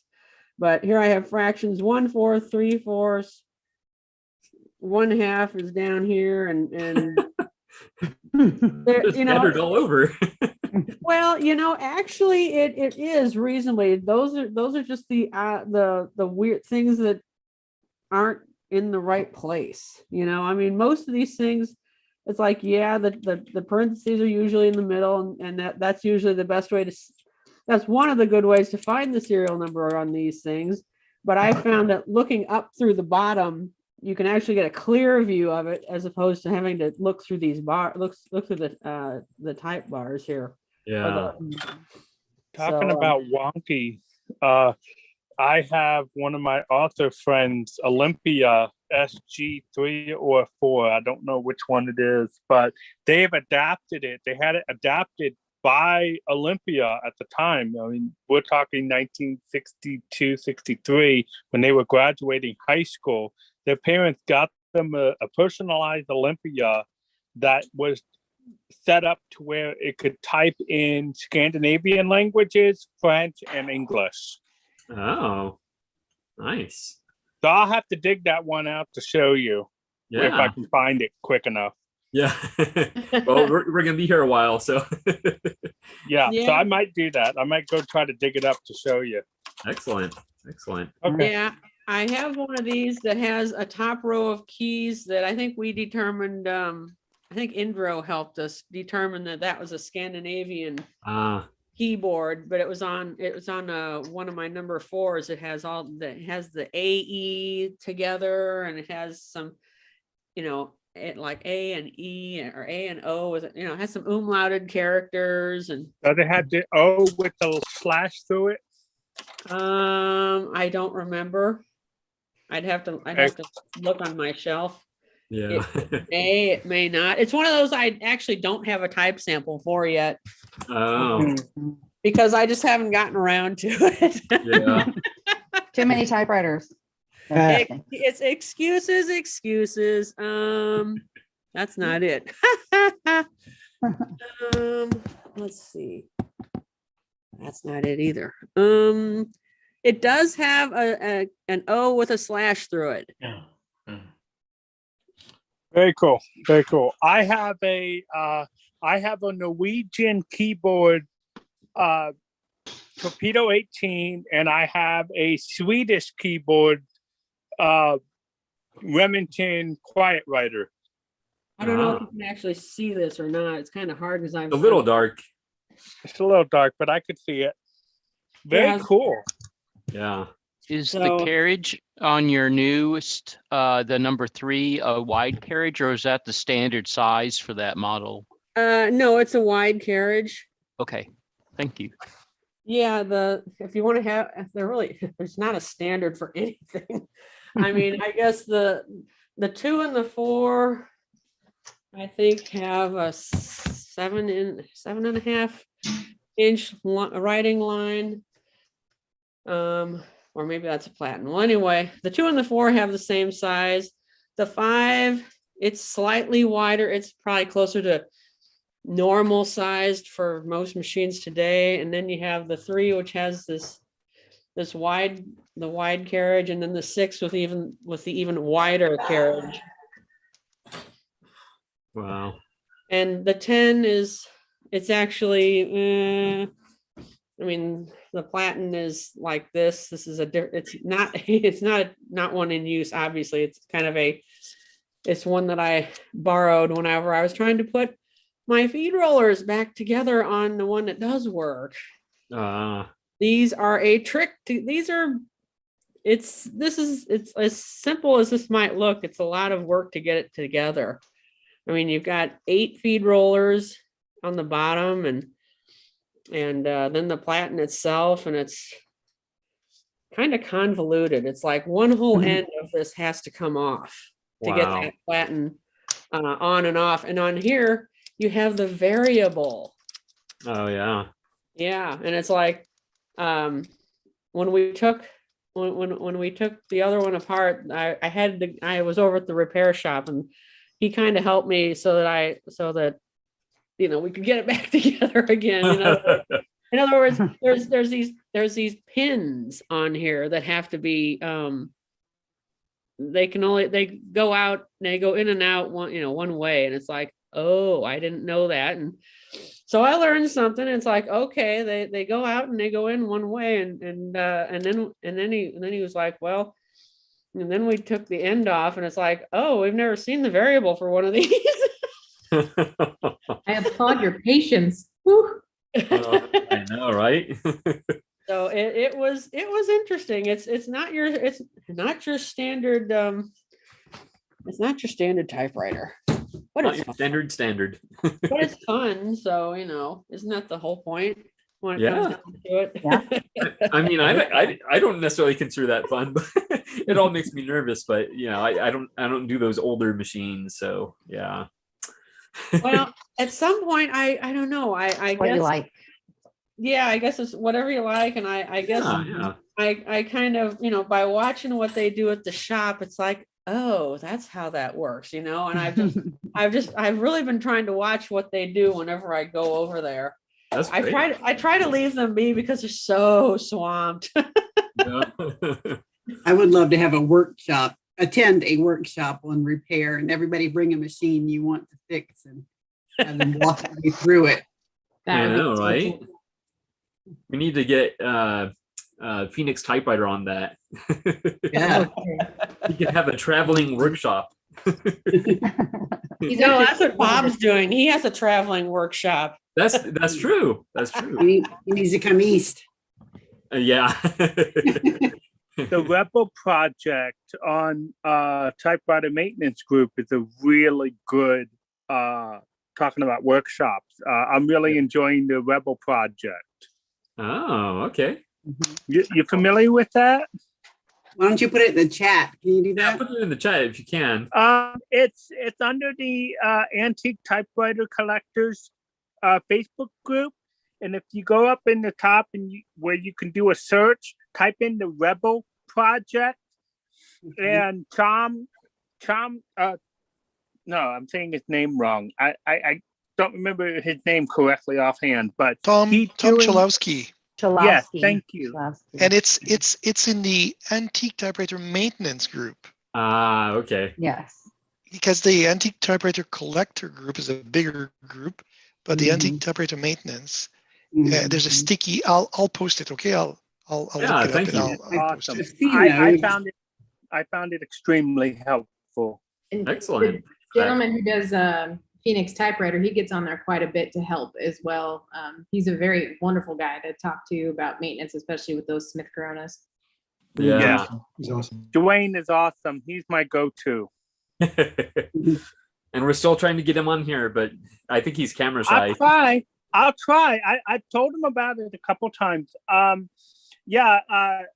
wife and we went up and actually went to his shop, his garage, because I live in Southern Arizona. He lives up in Phoenix. So I figured, what the heck? I was going for a low vision assessment anyway. So we made sure to stop by his place, and she saw a later model Olympia Traveler that you could actually just lift off the whole face. It's easier to clean. It's easy to clean.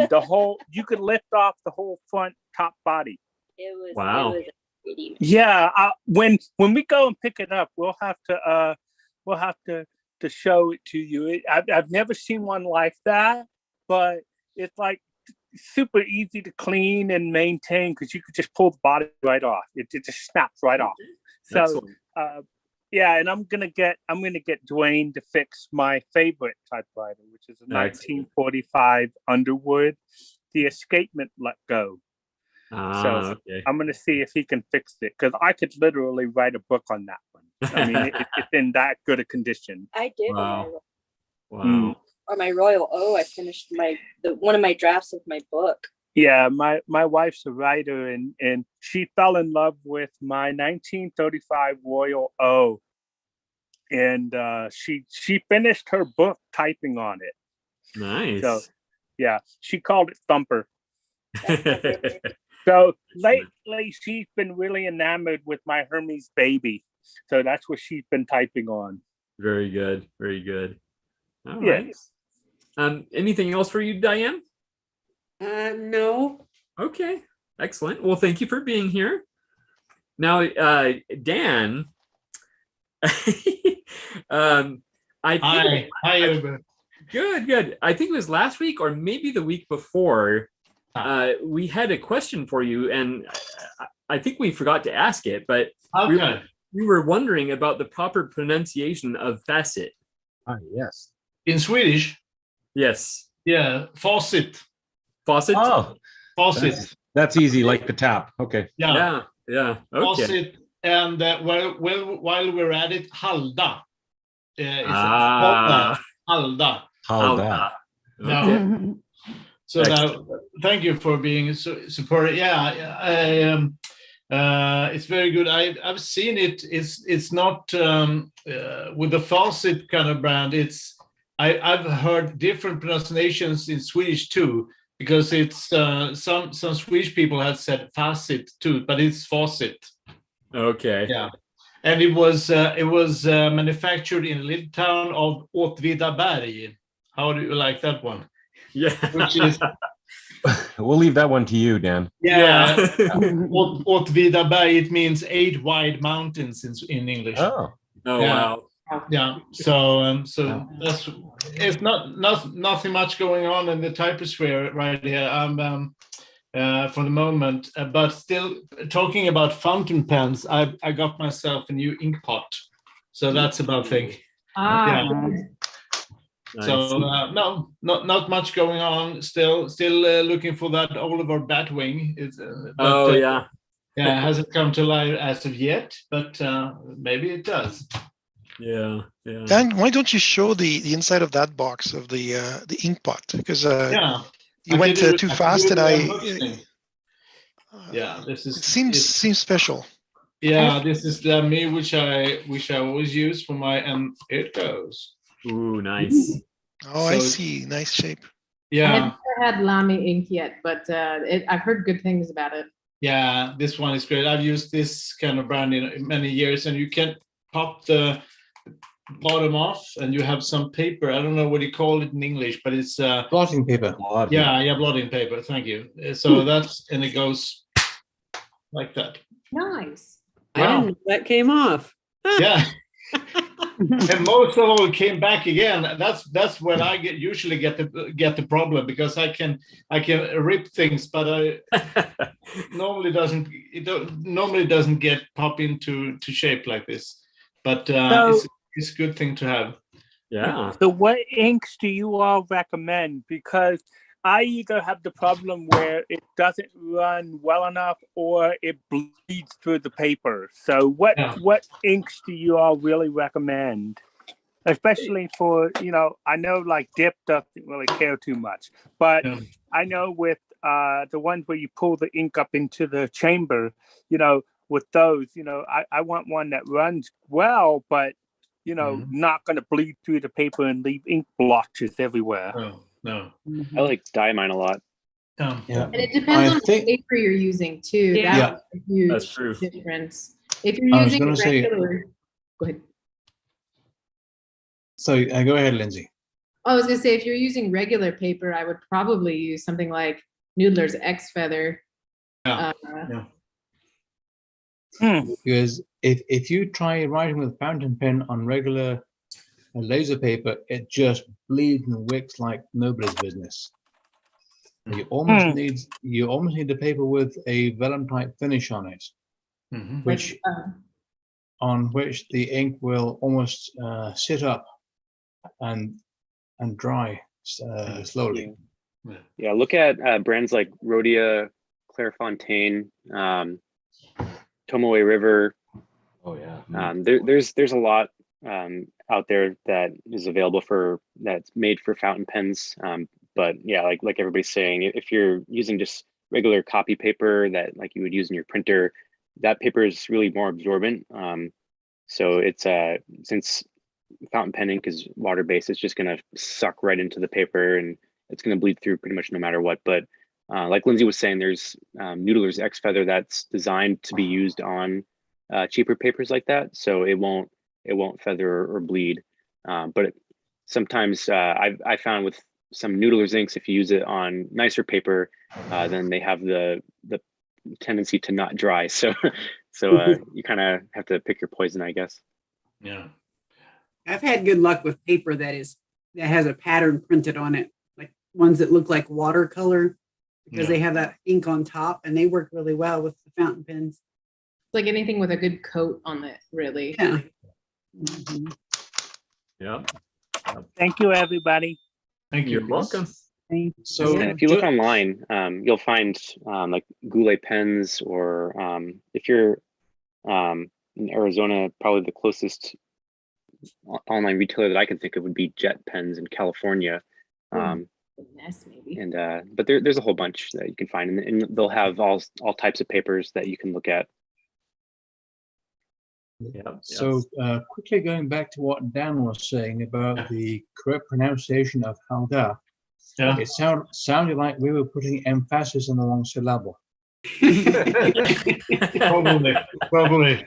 Yeah, probably. But I've never heard it pronunciation in Swedish before. But Halda is the which sounds funny in Swedish, because Swedish melody is very, very. So if you say something your brand names in Swedish, it sounds very, very funny. So it's so that's what we do. But I'm trying to pick up the Americanized or the English version then. So I will blend in.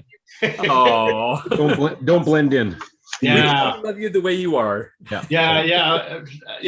Probably. I just if this would be the right time, I have an ink-related question concerning the ribbons, the storage of ribbons. I got some on the Facebook site that said that you shouldn't store them in a fridge, which I was doing.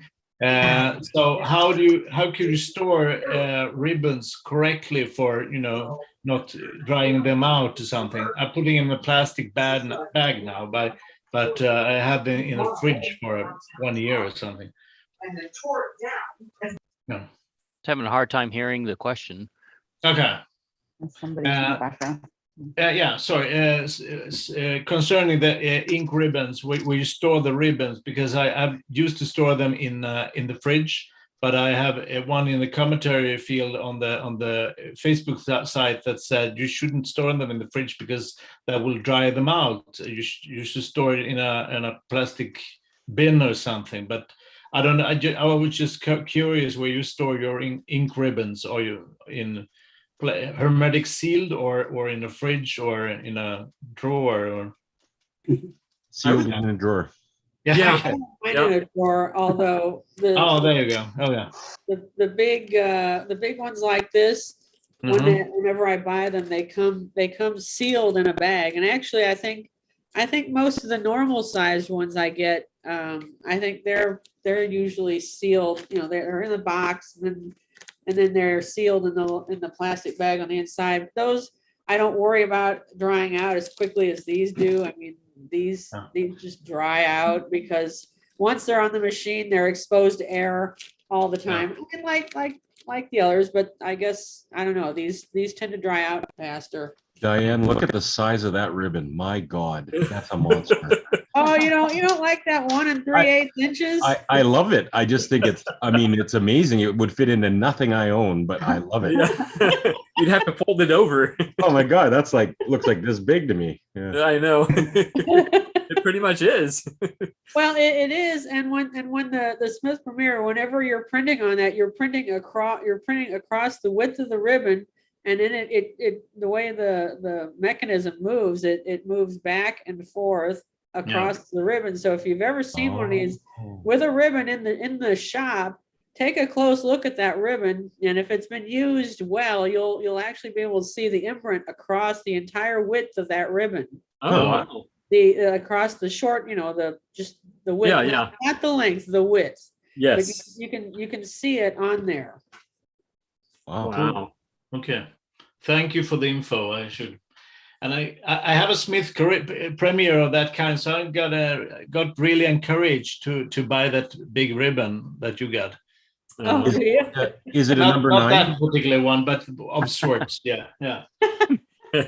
Sean asked if it was a number 9. And is it a Smith Premier number 9? Because I'm looking for one for somebody who I'm going to get a big finder's fee for if I find it. Oh. Hint, hint, Diane. Hint, hint. Well, I told Greg Fudach, I said, if you see one up there, let me know. Because I think since the headquarters of Smith Premier was in the Northeast, that's where a lot of them I think have wound up. Yeah. But I'm not in the Northeast. I'm in the Midwest, and so I have to hope I can either find one around here or just be patient. Yeah. Excellent. You were talking about the Smith Premier typing across the ribbon. Last night we had quite a discussion about the IBM Selectric. I don't know if anybody has looked at a used Selectric ribbon. It types 1 2 3 move, 1 2 3 move, 1 2 3 move. Oh, interesting. I didn't know that. Yep. So your letters are printed bottom, middle, top, then the ribbon advances, and bottom, middle, top, then the ribbon advances. So you use the whole width of the 5/8 ribbon. Wow. As opposed to it going in reverse or anything like that. Because normally those ones are a one-time pass ribbon. Yeah. So and that's what it says in the Smith Premier literature. It says it's supposed to be a one-pass ribbon, but I guess back in the day it was, but these days. Yeah. I was reading somewhere that in the military intelligence during like World War II, things like that, they made their ribbon out of something particular where if they had to abandon the typewriter, they did something to where the ribbon basically destroyed itself. Oh, wow. Yeah, I was reading about that. It's like, I was like, what were they typing on inked flash paper or something? I've been kind of curious how that works because I've heard of that from a couple sources where they would destroy they would either take it out, unspool it, throw it in the trash can and light it, or there was another type where the ribbon was combustible or something like that, and it just destroyed itself.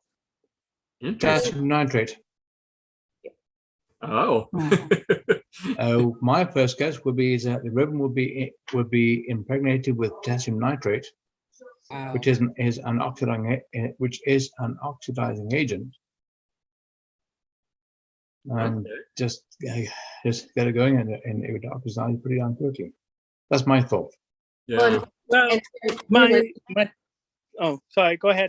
I was gonna say, realistically, if they were thinking that they were gonna need to abandon it, they would probably just rip the ribbon, grab them and throw them in a burn area and burn it as fast as they can. That stuff, especially in the war, was made out of mostly nylon because of the shortages at the time.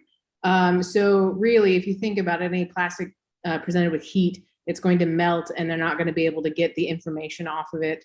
Because that's what they were worried about, the imprints being left and being able to read the imprints. So as a logistics speaking, yes, it probably was, there was a response for it, but realistically, it was probably just rip it off, throw it in a bin and light it on fire. It's going to melt fast enough that they're not going to have to worry about it, because dealing with many people, if it was lit with a flash powder or something like, well, not flash powder, but like something like potassium chlorate, smoking was a very big thing back then, and they probably would have accidentally lit it on fire, especially in board and have time. So that's probably more likely what the protocol was than actually having a flammable ribbon.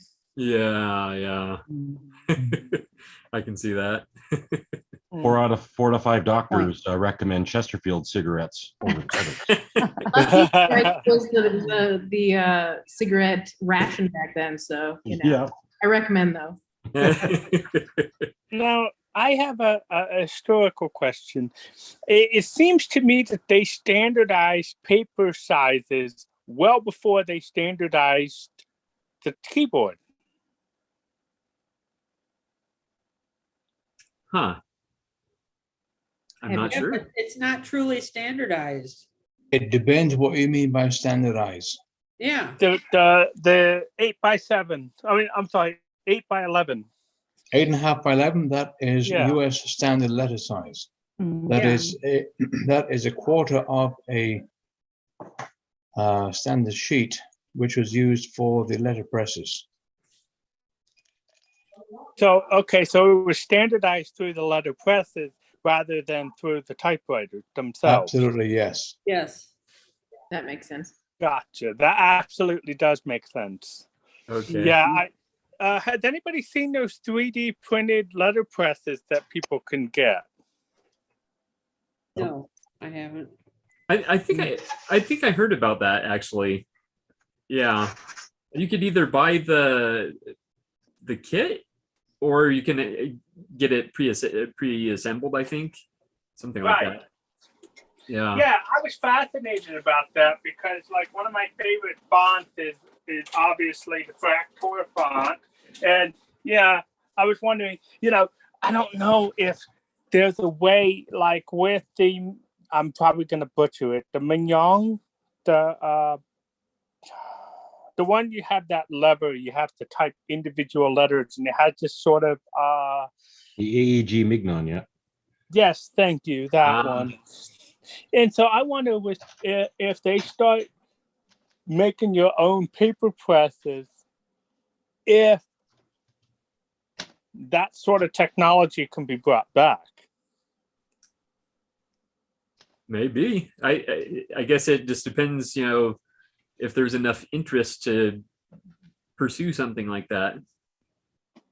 It would probably be a very niche group of people. I'm sure there are actually niche groups, like typewriters and fountain pens. It's very niche, but I'm sure there are groups, because there's a group for everything.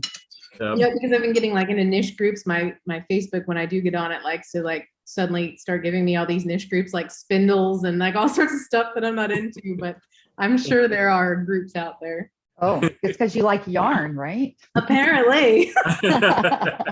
It sounds like a great T-shirt. There's a group for everything. Yeah, there you go. There really is. And we're not as nerdy as we used to think. There are bigger nerds than we are. True. There are? Oh yeah, spindle nerds, I guess. Spindle think nerds. so. It was funny because Typewriter people are big nerds. oh, for sure. Like I went down a YouTube rabbit hole of watching sewing things for like, I have no idea why. It was YouTube. And like that's probably why Facebook is now suddenly doing that. But it was like the niche of like all these hand sewing and like the old school like Victorian typewriters and the spindle, like the spindlers. It blew my mind how many people actually want to sit and spin yarn and flax and stuff. Yeah, I was surprised. I was very happy. Made yarn. It's like the historian in me is like, oh my gosh, people still know how to do it. And then the other part of me is like, oh my God, people still sit and do it. Yeah.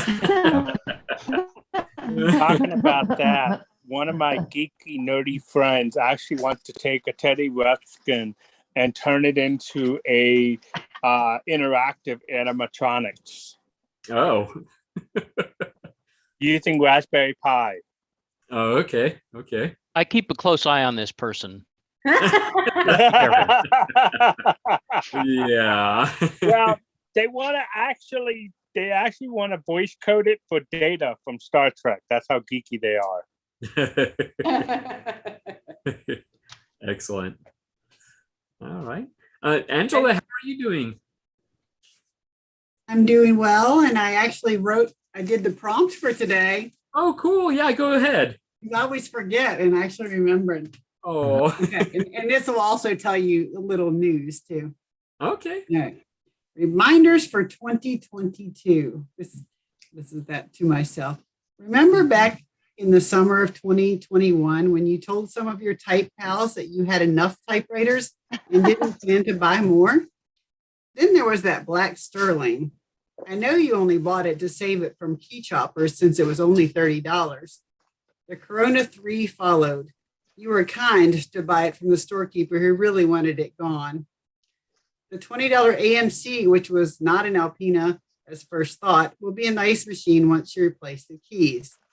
At this point, you thought you should stop looking on Facebook Marketplace, but realized there was a chance, which you couldn't miss, that a Calibri, Alpina, or Hermes 3000 could appear. When you checked last week and found that Hermes 3000 for $50, you rightly pounced on it. That makes 4 new typewriter purchases since you were done.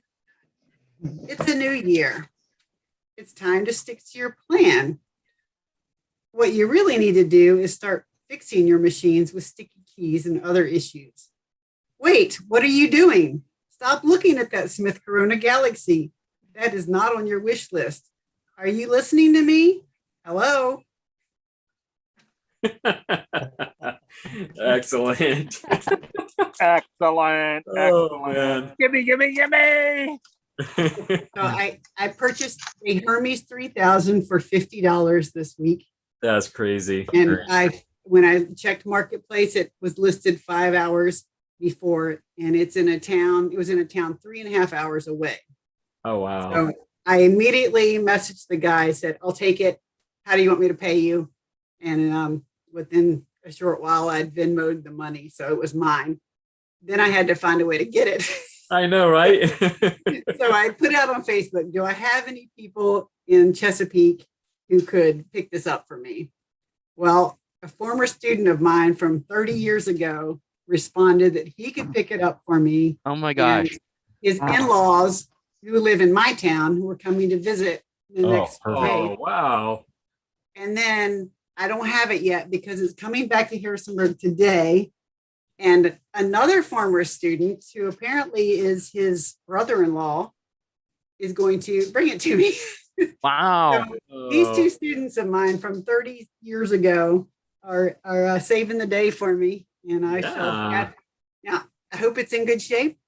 All I saw was one picture, but I was like, okay, even if it doesn't work, I still have something I could repair or sell for parts or, sell to someone else. So oh, yeah. I've never actually used one. I just want to try one out, see if I like it. Well, I recommend it. Sorry, go ahead, Gregory. Yeah. Yeah.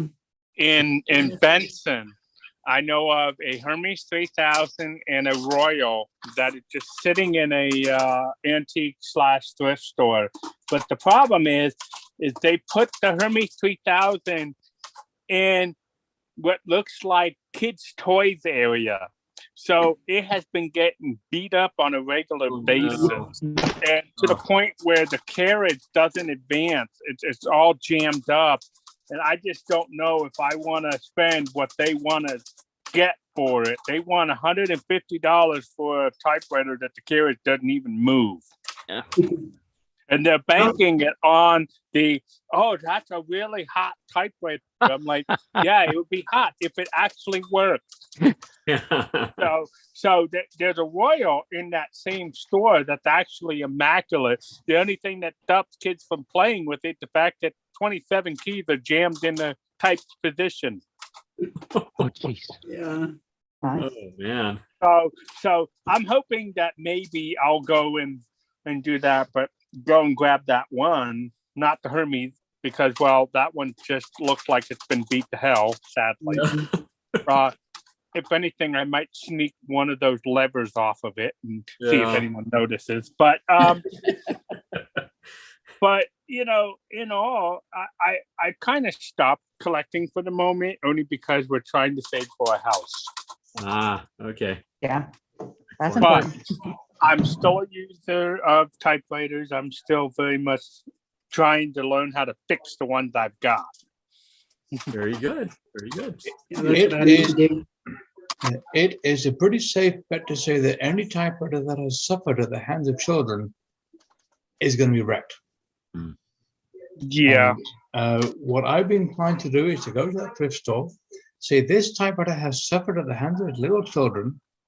I'll give you $40 for it tops. That is my one and only offer. Yeah, it couldn't hurt. Definitely. And Thor, you were also talking about paper sizes. Standard paper sizes in the US printing industry was bond, writing, text, index, tag, Bristol, and cover are the main different sizes that I can find. Oh. And those all had specific sizes of the paper from the paper mill. Okay. And this is kind of a weight equivalent chart. Oh, cool. That is very interesting. I've never seen that before. Yes, the old Paperweights Demystified chart. Yes. So 24-pound writing paper is the same weight as 60-pound text, and 64-pound text is the same weight as 57-pound index, which is the same weight as 70-pound text, which is the same weight as 20-pound writing. Okay. So you have to know what size paper is before you know how heavy the paper is. Whereas the metric is grams per square meter. I must admit, I like the grams per square meter much better than the American weight. We always have to make it harder. Yeah, I know. Grams per square meter is so beautifully simple. Yes. Yeah. Base 10 is perfect. And the European A size paper like A1, A2, A3, A4 is all divisions of a square meter. So you know how many pages there are A4 that are in a square meter. So if you have 75 gram per square meter paper in A4, you know that A4 is the division of that 75. You know how many pages it's going to take to make your 30 grams. Yeah. And like our 20-pound paper, I can get 5 pages in the standard number 9 envelope and come in at 28 grams. Okay. And still, and still just come in under the weight bracket for that postage. Like the last letter I sent to Bill Guthrie came in at 29.5 grams. That was 9 pages of 20 pound. Oh wow. Excellent. Okay, carry on. Yeah. So I've been meaning Thank to you ask. for that. Oh, Go ahead, Eric. sorry, I was just say I had been meaning to ask you, William, because I think I was still expecting a letter from you, but I don't think I'd ever gotten it. It was so I'm assuming you probably sent it, and I just never arrived. So, sorry, please repeat. I think I was expecting a letter from you a while ago, but it had never arrived. Okay, I'll have to check my PDF scan and see when I sent it to you. Yeah, because I wasn't sure if you were expecting a letter from me, because I had written one to you a while ago. Maybe you never got it. I don't know, but right now all my letters and everything are downstairs. I'm on my laptop upstairs, but right now the downstairs is a mess. Well, I know it seems like mail too, and I don't know if from Canada, it seems like there's extra delays. Yeah, this would have been like months ago though. So. Oh, okay, yeah, it wouldn't be that kind of a delay. Well, but then there could be the issues of things getting lost too. So. Yeah, I'm overdue too. I have one from you, Eric. Maybe William just didn't write back. Well, I know that William writes a lot of letters, so I didn't think that it would have been that he just didn't write back. I would have thought that probably just never showed up. I wrote to William a long time ago too. So William, if you write back, you're missing 2 letters because. Oh. Yeah. Wow. It's been a long time. I just thought maybe you didn't write back.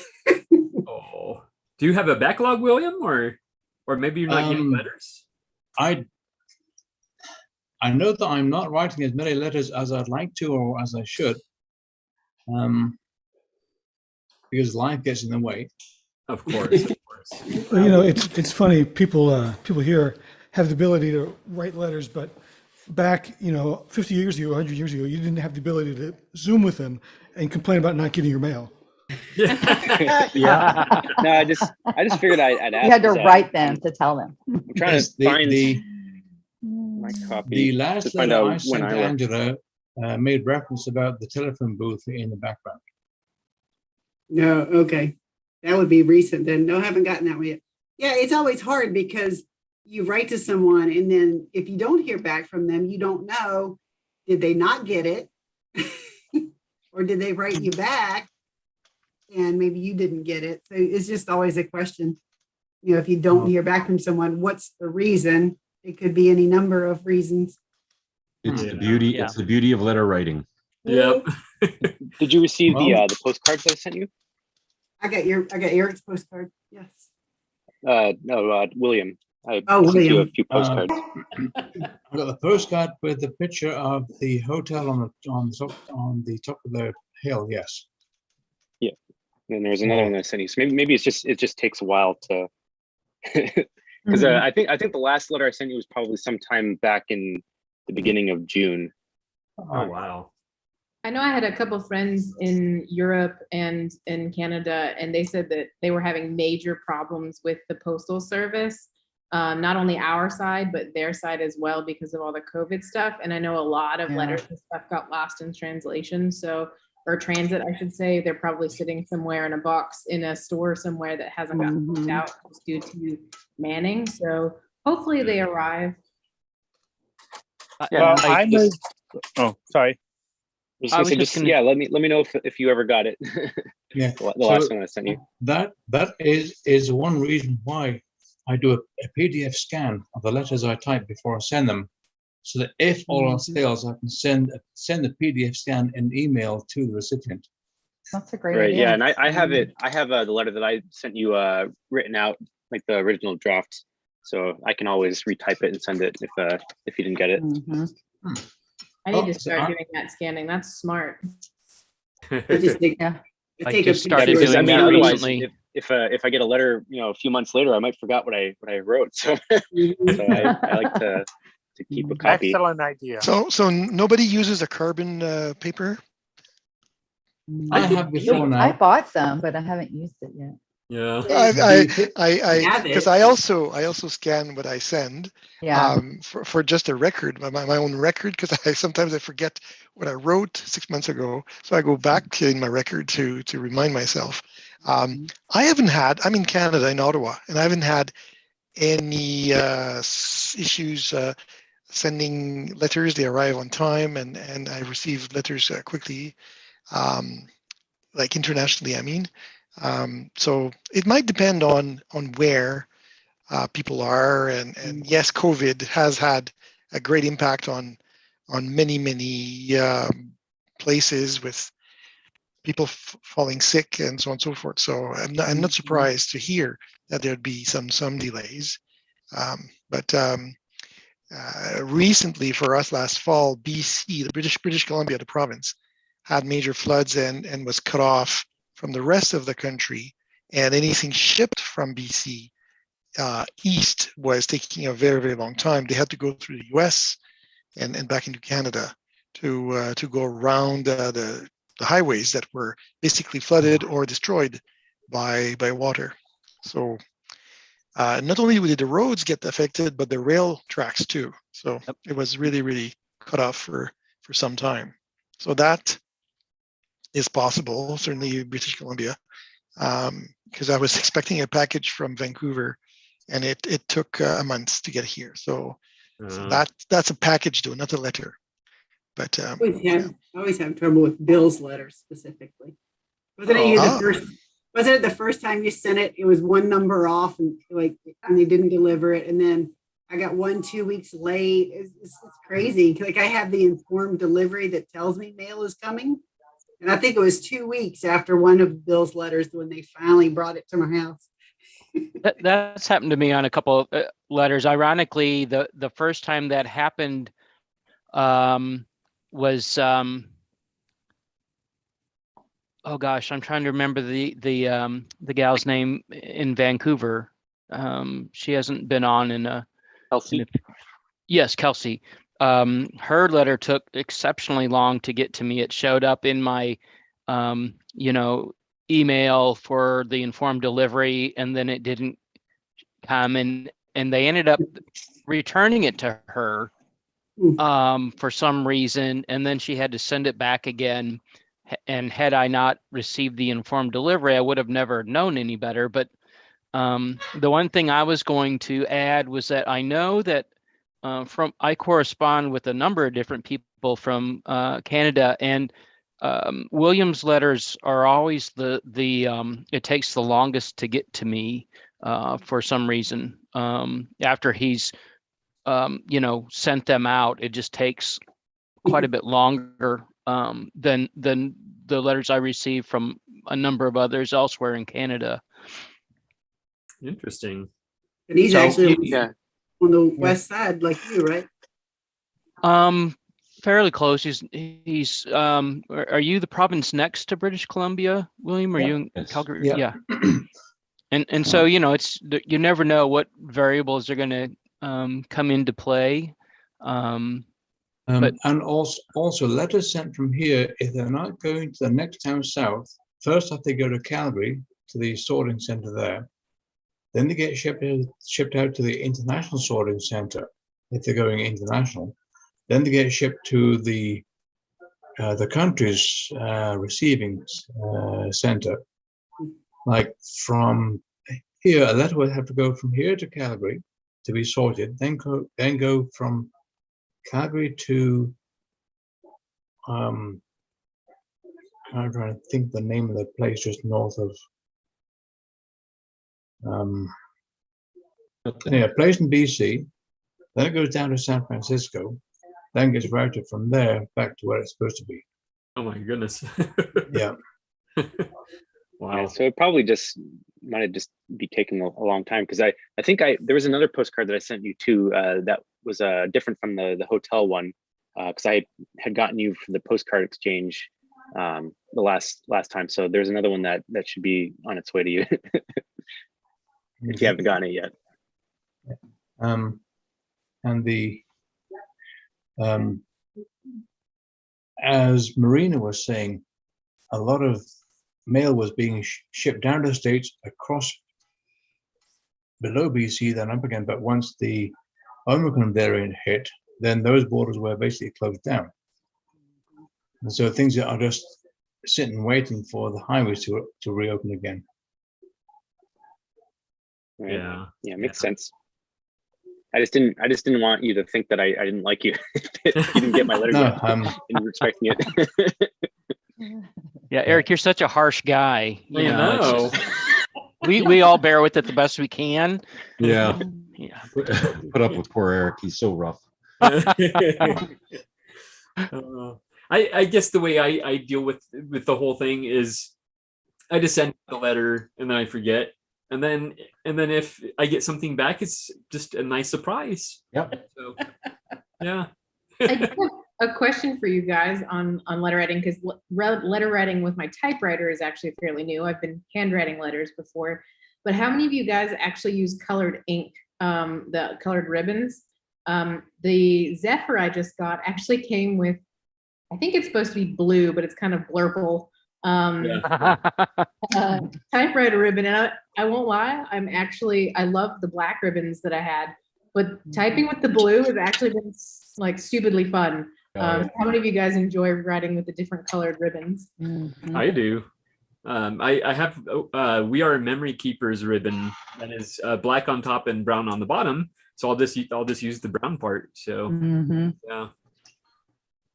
Yep, I like to use blue. I have blue in my Olympia, and it's a lot of fun to write in blue. And I do have green and blue for my electric Chronomatic, Smith Corona Chronomatic, but it's carbon. So I'm careful about that because once that carbon roll is done, it's gone. There's no more. No more. Yeah, I have some purple for my Smith Premiers, but I haven't loaded it yet. And I have a Royal 5 I received with some ancient blue on it, but I have some more current blue, and I think I have some green and some red, but I don't think I could handle red for a whole letter. Yeah, it might be a little harsh. Yeah, it's not the red that you'd see on the black red. I think it's a darker shade of red. Oh, well, yeah. Red. Yeah, darker might be okay. It's kind of brownish, right? It's. I don't know. I've not tried it. It's in my desk drawer in the other room, waiting to be put onto something. Yeah, so early on, I wrote a whole letter with my cursive in red to a good friend, and he liked it. So, but I haven't done it since. Sorry, Brian, I cut you off. It's okay. I was just going to say I used to have a Remington 666, and I put a red ribbon in that just so it looked like things that you typed were written in blood, which I thought was kind of fun. 666 in blood. Yeah, makes total sense, Brian. Yeah, totally. That's hilarious. Yeah. And I actually, speaking of blood and speaking about Diane said about she couldn't fathom reading a whole letter in red ink. I actually typed one Christmas letter to my mom and to my mother-in-law in red ink, and it read like ransom notes. So it's well, the thought was good, but I didn't really like how it was. I have some purple ink and some blue ink ribbons, and I'm gonna use those for next Christmas, I think, because it looked really serious, like I'm. Yeah, here's some purple. Yeah. Oh, right, nice. Come across as if you're using a faucet of blood. Yeah. Yeah. That's very nice. I think it's okay for your mother-in-law, Dan, but your mother-in-law just use regular. Can I see that again? Can I see that again, please? Sorry? No. Speak while you're showing, Dan. Oh, there you go. There it is. Yeah. Ooh, that's very nice. That's a lot in 1901. It's what? That's a lot in 1901, I think, right? $25. Yeah, it is. It's I don't know what I could. Let's see. Please find your fee. your note. Probably somebody paying for a typewriter. Yeah. Well, but yeah, I've seen a lot of these old letters were done in purple. And for that trichrome, I think the larger of the three inks, I think the one that's the largest actually is purple. oh, okay. Yeah, I got a lot of letters like that in purple too. Yeah, because it looks like the pictures I've seen, it looks like the purple's the biggest, and then you've got the black on one side and the red on the other. Ah. What do you have there, William? What I have is the remains of what was a 660-yard roll of blue ribbon from Baker Ribbon Supply. Oh, wow. Nice. Oh, they sell blue? Solid blue.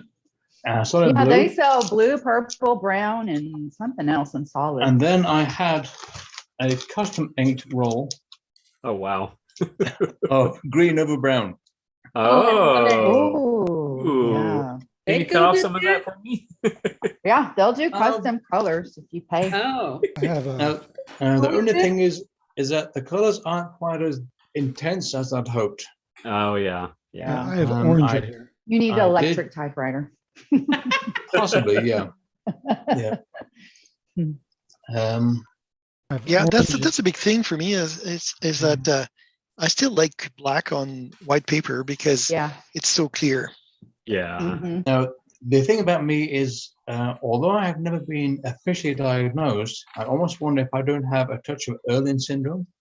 Because black ink on stark white paper, after 5 minutes, I get one doozy of a headache. Oh, wow. Read black writing on ivory or cream color paper, no problem at all. Or brown ink on white paper, no problem at all. Now, what I do have is a pair of amber glasses. So if I have to read black on stark white, put the amber glasses on, and makes a huge difference. I bet, yeah. Yeah. And also with having... Oh, go ahead, William. And also with having had shingles come into my right eye in 2015, that's made my right eye more sensitive than my left. Oh, wow. Yeah. Wow. All right. What do you have there, Brian? You're muted. Okay, but I have a couple of colors of ink that I have lying around. I have a blue, green, and orange. Oh, nice. Yeah. So. Oh yeah. Yep. Yep. I used to have them on the typewriters that they matched. So my orange typewriter had orange ink in it. My green typewriter had green ink in it. Of course. Yeah. Very cool. That's logical. Yeah. And how are things with you, Brian? Things are good. I have this too. I was just looking at my drawer. I have stuff that I did. Been on it. Oh yeah! Wow. Yeah. That is awesome. Thank you. That's cool. Yeah. Oh, I was going to show you this. Let me zoom in on it. Is that a letter weighting device of some sort? Oh, yeah. That's super cool. I saw that in your Facebook post. I'm so jealous. So, what is it? You want to sell it? Okay. It's a postage scale. Oh, that is super cool. Yeah, nice. Yeah. I want that so bad. So that's going to make Gregory go absolutely bonkers. I'm trying to raise the game. I think I'm going to head over to eBay right now. You're killing my no buy year already. Stop it. I know, right? I actually have two of them. This is the one I gave to my mom, and the other one is actually the first scale that I bought. When I bought it, and then I looked online a little bit more, and I saw this one was much nicer than the one that I bought and less expensive. So wow. I figured I'll keep the junky one, and I'll give this one to my mom. Oh. I have another one. It still works, so it's not junky. Yeah. You can always clean it up. I think they're like art. Yeah. They're like sculptures. Totally. Industrial art. Yeah. Yeah. Look at that. That's Functional amazing. art. Oh man, Like a I lot want of that. our old typewriters. That's cool. Brian, that's the junky one? Because that looks fine. It's kind of rusted. Oh, okay. See if I can get a little closer. You can clean it up. Wow. That is so neat. Well, Brian, I'll give you $5 for each one. How about that? Sure, tack on the $200 finder fee and you got a deal. I know, right? You got to talk to his mom about the first one, Gregory. Oh, that's true. That's true. Wow, funky. Oh man, Those I are love cool. those. It's Wow. It looked nice next to one of my Smith Premieres. Oh, I know, right? It's probably vintage. Do we know when those date from? This one I think is from 1906. Oh wow. The patents on it, it has German and French and like Hungarian patents on it, and the patents are 1899. Wow. And Wow. they both have the same patents. Both are made in France. This one's a little bit bigger, and it doesn't have this really nice punched top on it. Ooh, yep. This was like this. This one's not quite as fancy. They're both excellent though. I love those. Oh man. Yeah, there's two scales. There's a Beautiful. pointer right here and a pointer right here, and the one on the bottom reads in 1/16 of an ounce, up to half an ounce. Wow. So up to a 1/16 of an ounce, you can weigh it on the bottom scale, and above Wow. that, it starts reading on this scale up here, which starts at half an ounce and goes up in quarter ounce increments. Oh, That is fantastic. It's very cool. cool. Okay, so that's what I got to show. Nothing typewriter related. But it's Oh, typewriter Jason. Yeah. Yeah, and You guys write mine's not Letters. mine's not nearly as cool, but I saw the stream like a while ago where you got, or you were all showing the letter weighing things, and so I was like, oh, I need one of those, so I went out and found one at my antique store, and That's a nice one. I love that too. I want it. it works. I'm feeling a lot of peer pressure here. Like I've stayed away from this whole mail scale thing, but now you guys have been just punching it for months now. Oh man. Oh. John, I can feel your embarrassment. Yeah, I think Bill, we should both be really embarrassed. I'm always embarrassed. It's nothing new for me. Oh. Oh, let's see. All right. So we so what do you say that there is a very weighted argument to getting this scale? Hey, Bill, tell us what you thought of that teeny tiny typeface I sent you. That was awesome. Oh, the micro. After my, I guess I'm just going to term it a rant now over small typefaces. It's probably the most reaction I've received to anything I've ever brought up on Typewriter Club Live before. But when somebody asks about your preference for pica or elite sized typefaces, I mentioned that I actually preferred pica. So then when that became a point of conversation, I ended up telling Diane I expected to receive a letter from her at some point in the 17 CPI manuscript typeface that her SG1 featured. And so she sent that to me recently, and it was pretty awesome. Oh man. Dear Bill, page 2. How are you? Page 3. I am good. Page 4. Well, at the bottom, there's like a 9 CPI type for comparison. Yeah, I've actually already put that one away, Diane, because I responded to your letter here just this past week, I think, and otherwise I would show it on the screen. But there were a lot of words on that page. It was pretty impressive. So what are your thoughts? Is on 17 the 11 smallest? Oh, sorry, Brian, I cut you off. So what are your thoughts on 11 CPI machines? That's my favorite. That's my favorite. Too. I have one on a letter of 32. That's the only one I have with 11 CPI. Yep. It's a good compromise between pica and elite. Yes. It is, yeah. And it's not too small. I really like 11, which is really 2.3 millimeters. You see 11 it's in on European metric. Oh. So it's basically 4.5 per centimeter, and they have 4.5 and 5.5 per centimeter. So a lot of the European ones are in metric scale. No, that's not correct. No, I measured it. It is correct. because in millimeters, you just quote the size of each character, not the number of characters per centimeter. Well, but I can do it measured either it, way. and it is. Yeah, either way, it's the same. Turns out the same. So 2 centimeters, it's like 9 per 2 centimeters or something like that. Okay. Interesting. All right. Talking about type, does anybody remember, I think it was last week, Kimberly was talking about her Royal Typewriter with a wonky W? Yes, yes. This is how wonky the W actually is.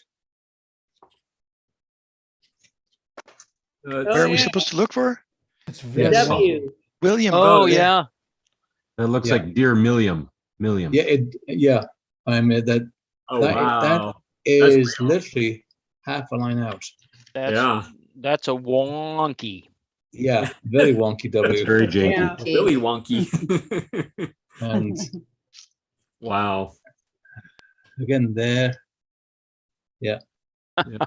Oh, it had character. Or as Kimberly says, Another one right janky. there. Yeah. No pun intended, Gregory. Yeah. Oh, pun intended. And so my thought was, if you've got a letter that is that far out, person would almost need to press the shift key halfway before you type the letter. Yeah. Whether that'll work or not, but she says that she's taking it to Toronto Typewriters to see if he can reset the type slug on the type bar. Wonkify it. Yeah. De-wonkify. You suppose it came out of the factory that way, or did something happen to it that moved it that far? No. Kimberly was saying it looks like it has been resoldered at some time. Yeah. And very badly. Yeah. It's very hard. I mean, you just a little bit of off if you try to resolder could put it like that. So it might look fine, but it just Yeah. Yeah. What do you have there, Diane? I have the 17 CPI. Oh. And I have the 9 CPI. Oh, wow. Cool. Oh, man. So you have 1961 and you have 1897. Wow. That's pretty crazy. I very much enjoyed the letter, Diane. So despite my personal preferences, I enjoy getting a letter in just about anything. So that was awesome. Yeah. That was awesome. Nice. Thank you.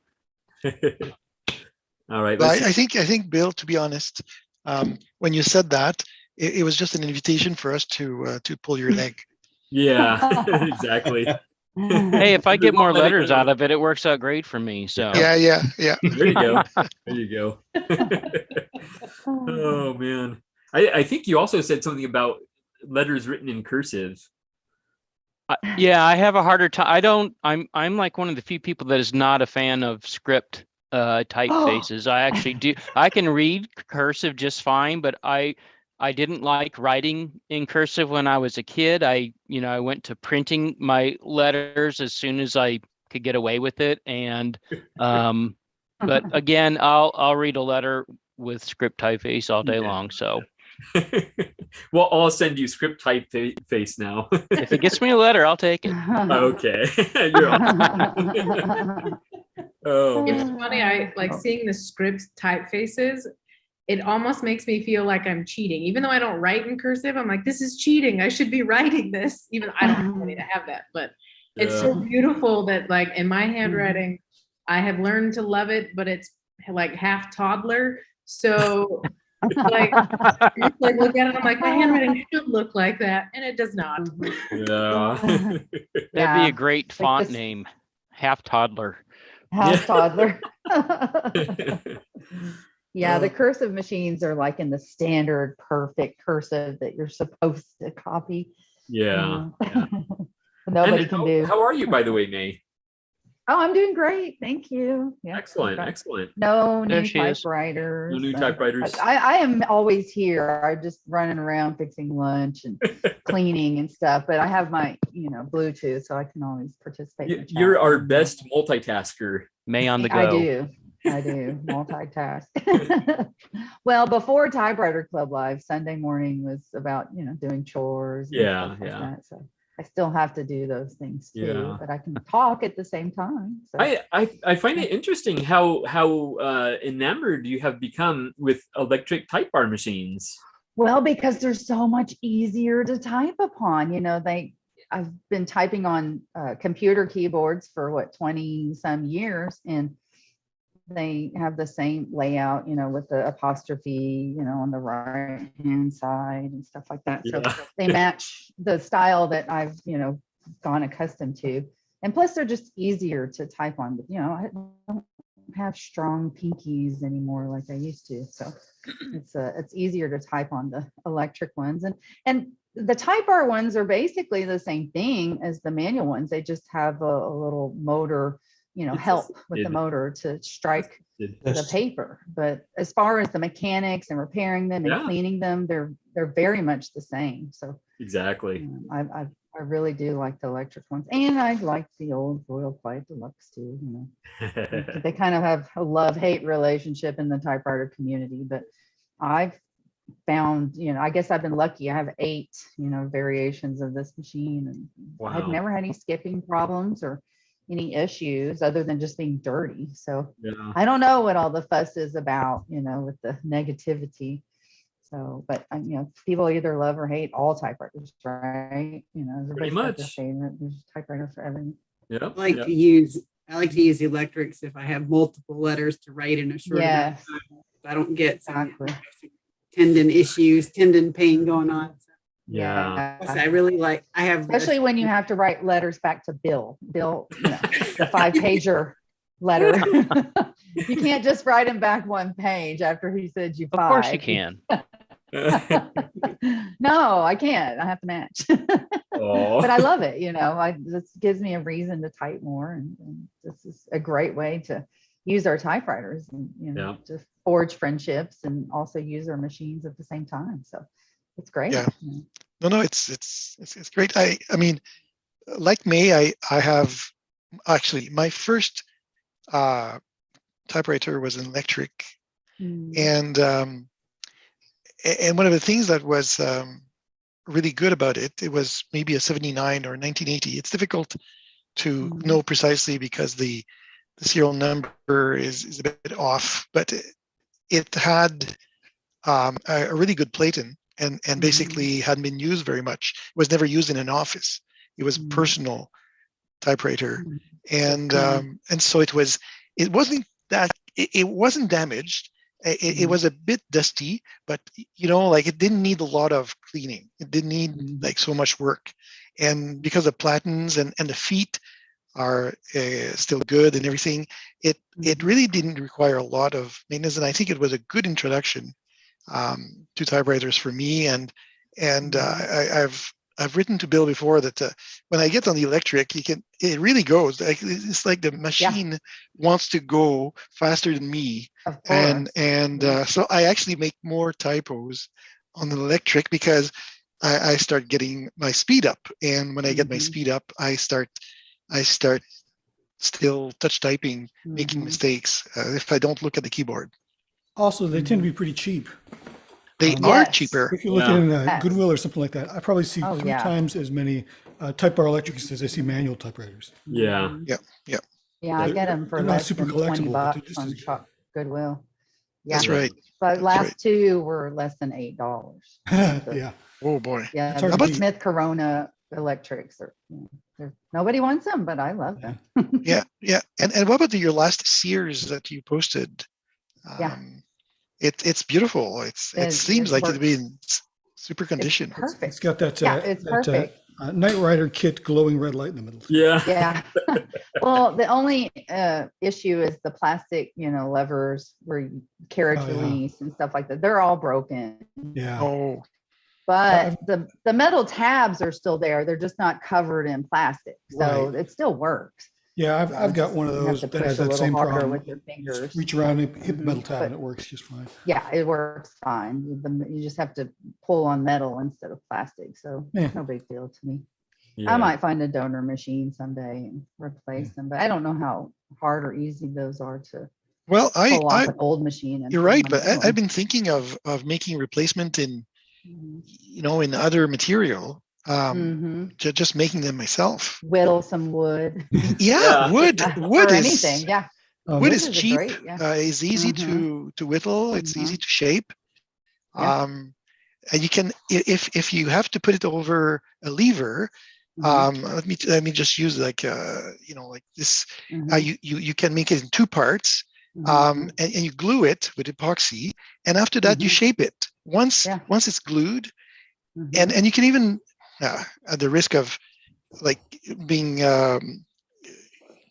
rejected by the purist, you drill a hole in the metal lever to have a little bit more grip. So when you glue it with epoxy, it's going to stay on the lever a little bit better. And then you carve it after. Now you can do that too with plastic. You could shape it so that you have a clamp for plastic that you glue it, and after that with a Dremel or something, you could shape it. But what's it called? Sculpey. You can mold this clay and then bake it in the oven, and it turns into plastic.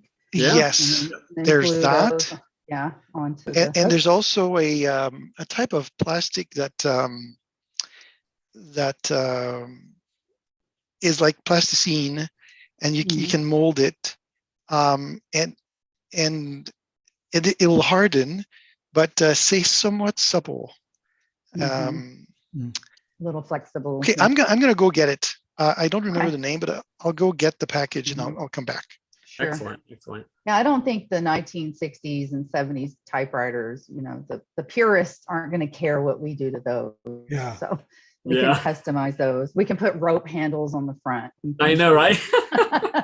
Even if they do care, who cares? It's yours. Right. It's mine. It's getting used and loved. I mean, it keeps it. It doesn't matter. Definitely. Yeah, exactly. Yeah, I had a purist have a cow. Well, he didn't really have a cow, but he really didn't like the fact that I had a platen replaced on my Smith Premier number 6. He had a calf. Yeah, he had a cow. He had a calf. Well, you gotta ask, do you want to use it, or you want to keep it in a museum? If you want to use it, right. And I want to use it. It was designed to be fixed and updated like that. Sugru, Sugru. moldable glue. That is an invention from a woman in the UK, an engineer, who invented it. You order that online, and it comes in multiple colors. So here's a gray.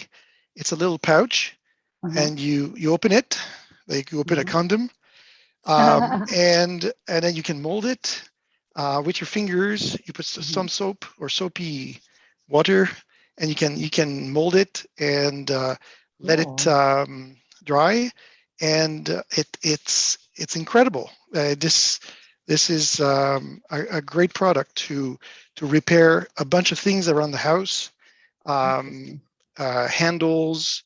You can seal boots. You can make little grips on things. You can make little spacers. You can make feet for a typewriter. Wow! By combining more than one package. Yeah, so it is rubbery. It stays. It's going to stay strong but flexible. So you can't make something. You can't make something that needs to be hard. But it's very strong, and you can bend it. So it's a great product. I highly recommend it. Yeah. And there's little instructions at the back. How readily available is it? That's Google Sugru. It's online. You order it, and Sugru. Yeah, and you have different packages, different colors, and it's pretty fantastic in terms of for makers and people that like to repair or do things. There's all sorts of online. There's also like projects, suggested you can get projects. it from Amazon. Wow. Yeah, $8.95. You can get a little 4-pack from. On Amazon. Yeah. Excellent. And it comes in a whole bunch of different colors, and they've got different variety. So I didn't even know they were on Amazon. So I started using them when it came out, and they used to ship it directly from the UK to different places. Buy direct too. Looks like cool. Interesting. Yeah. That is awesome. Quick question for Angela. Do you summer in Maine? Okay. Yes. I sent a letter to your Maine address. Uh-oh. I did that same thing last year. Yes, I have been back in Virginia since November 1st, but I have a Yeah. neighbor who should check on my mail for me, so I'll see if she can. So send it I to would have me. sent this letter in like August. Okay. No, I've only gotten one letter from you. I believe it was the really long one written with green ink, but I don't think I've gotten one since then.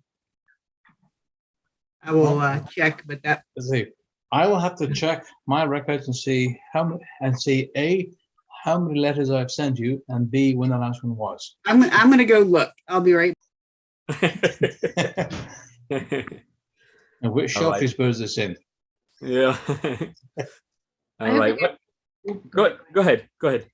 It was funny because we were talking about like the purist versus, using the typewriters. And as I was thinking, as you guys were talking, it was funny because, I love history and I'm a bit of a history buff. And it's like, I find myself falling into the trap of, oh, it has to be like it was. And then I go, well, that's stupid because I'm using it now. And if it keeps it being used, does it matter? And it's really interesting to see, like, in many things, because I've got niche likes in a lot of different areas, how that philosophy, like, it really does split people. And it's like, well, at the end of the day, if it keeps people interested in it, does it really matter so long as it's still functional? I could see for destroying it.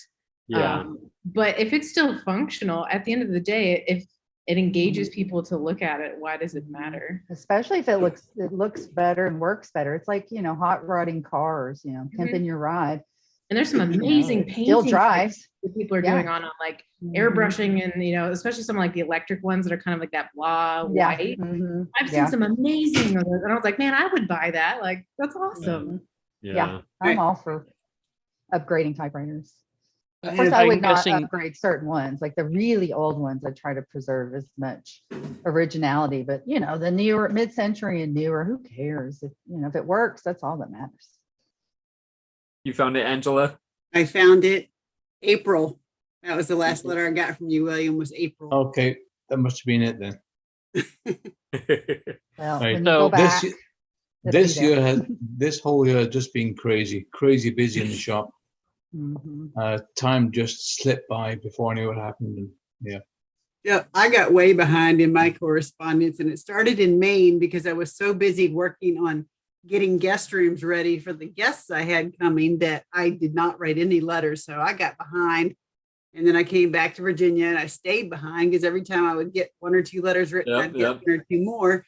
So once we hit winter break, I was like, okay, I am going to catch up. So I am completely caught up. And then I'm like, now who am I going to write to? I wrote somebody a letter, and I hadn't even heard back from her yet, but I wrote one anyways. I'm ready to write lots of letters and stay caught up. That's when you dive into the Type Pals directory, and you can search by like an interest and find people that share the same interest, And I'm seeing people in here that haven't been here as long as I have. New people to write to. So it was funny though. I was just looking up on. Hold on, let me get back to my screen. Wrong screen. Oh, there you are. I'm going to get back to gallery view so I can see everyone.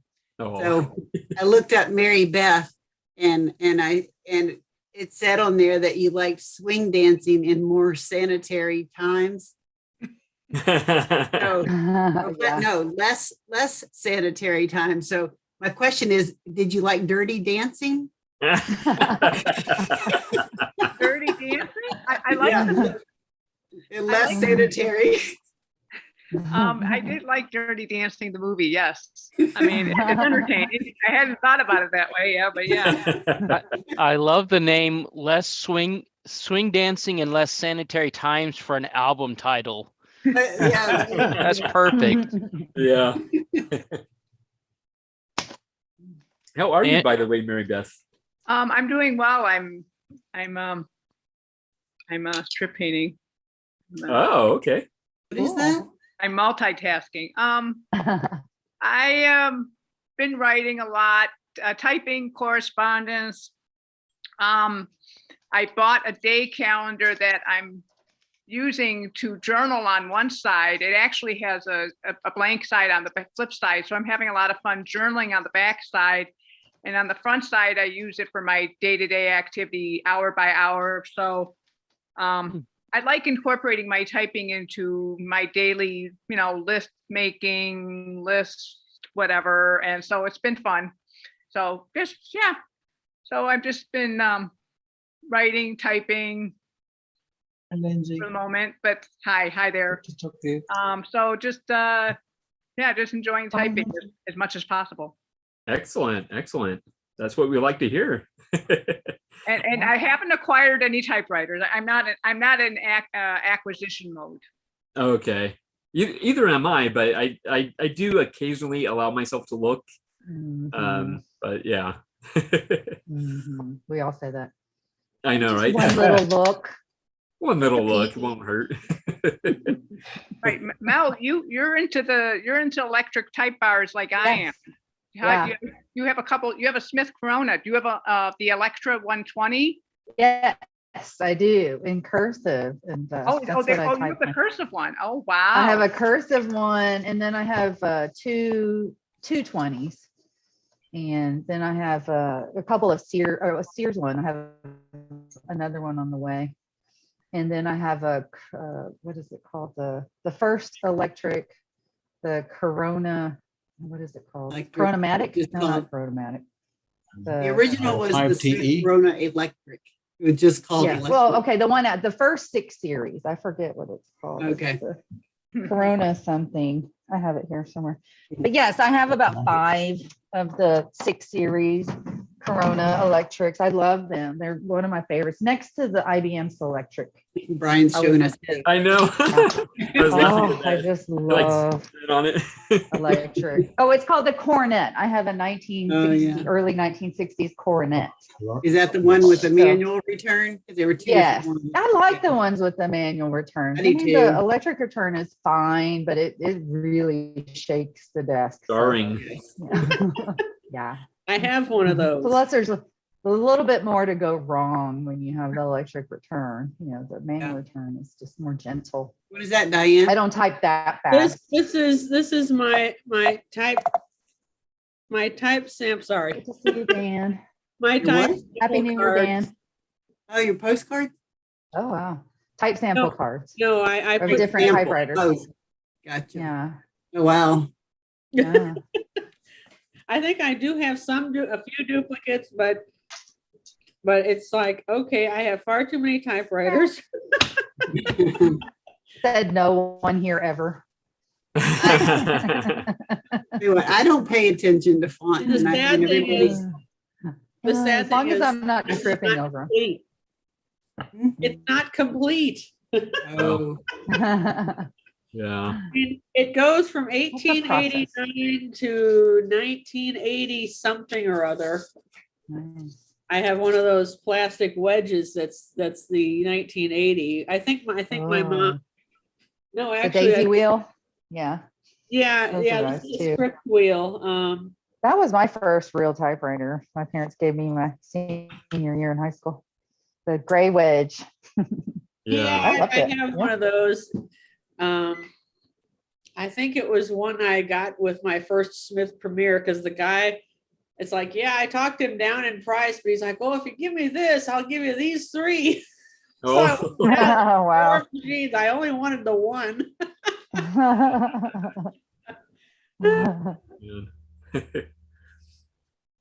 All right. So I think we've said our hellos to everyone. Maybe we should get back to the typing prompt. Has anyone else done the typing prompt? You got yours, Sean? I got mine. Go for it. Got one I'm too. not muted. Oh, good. Okay. All right. Reminders for 2022. Remember to use 2022 instead of 2021 on official documents for the first month of the year. However, personally, I'm going to be using 1922 for all personal correspondence, because I don't believe in the last 3 years here, so I'm just gonna go back 100 years and start working there. The world is crazy, but it doesn't mean you have to be as well. Don't let fear rule you. It's okay not to join the mob. Show gratitude to others. For everyone is going through their own thing, and you don't always know about what they're going through. Force yourself to type every day, if only a couple lines. You need to keep your brain fresh and your cranial atmosphere enhanced. Social media and your phone will not help. Cut out the news. Your mental health is significantly impacted by this, even though you think you are impervious to it. Spend as much time with your friends as you can without going nuts. They do help you to stay balanced. In person is best, but any way you can is good. Whatever you bought or collected for typewriters in 2021 does not count to the next year. Wipe the slate clean. That one's for Angela. Another one, another grain of wisdom that I took from Angela's thing was maintain your relationships with people. You never know in 30 years when they're going to have to pick up a typewriter for you. Oh, excellent. Oh, that's great. Very nice. Oh, and so I wanted to show this really quick. Oh, Dan, yeah. I did, ooh, yeah. So Dan, that's on the wood paper. Oh, awesome. And it does work good. I mean, obviously the grain cuts out a bit of the print sometimes, but neat. It's pretty So neat. it's very thinly sliced wood. Is that what It's that is? basically, yeah, it's really Oh, thin. I wow. mean, I'm sure the Hey. machinists will give you a bit of a better per 0.001 of an inch, blah, blah, blah, blah, blah. But yeah, it's Wow. pretty good. I mean, it's That's mostly flexible. If you really bend it, it'll start cracking. You show yeah. that again. What is it again? Can you show that? What is it? It's a piece of wood. It's wood. Yeah, it's a notebook, Thin wood. and it's full of pages of sliced wood. So it's very thin, but it's incredibly, and you see the grain. Oh wow, we're getting them in of the stereo. wood there. It's a real thin Awesome. veneer. Yeah. I'm going to say about 4 or 5 thousandths of an inch thick. I was going to guess 5, but yeah. Okay, I'm going to measure it. All right, I'm going to measure There you go. There we go. While Dan's doing that, I was checking on letter spacing for Bill. Corona, I only have a Corona book. Types 14 is the smallest that they offered in Ultra Micro Elite. Ooh, Ultra Micro Elite. So That's got a ring to it. Yeah. Yeah. For typing postcards, right? Yeah, I guess so. It doesn't say Yeah. what for, but whatever turns you on, I guess. All Irritate right, Joe or Definitely makes whatever. sense.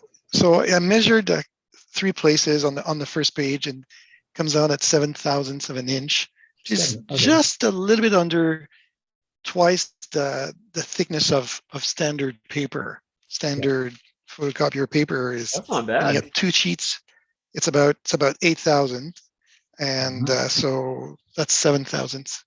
That's pretty It's impressive. very, very nice. It is.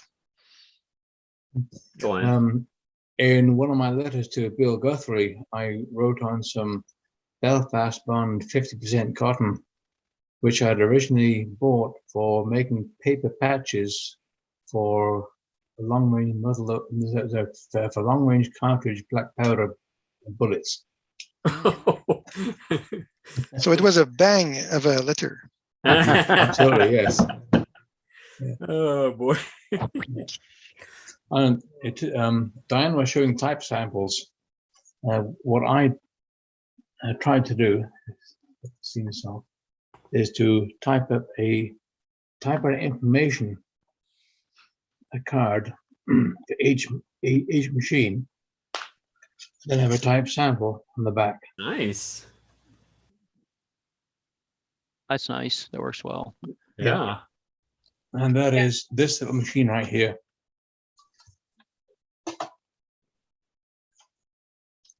This is your splendid.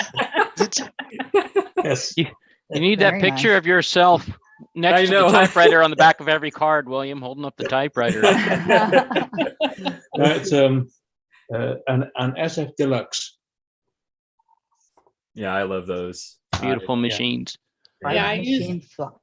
those cards as my type samples for the typewriter database, so I don't have an Mhm. excuse to not have one up there, unless obviously I haven't gotten the machine to work. Although I do have some that I just haven't gotten around to putting ribbon in yet. So Yeah. excuses. Well, I'm sorry, I'm going to leave. Okay. It was great to meet everyone. Yes, likewise. And hopefully we'll see you again. All right. Thank you so much, Daniel. So I will say Au revoir, Daniel.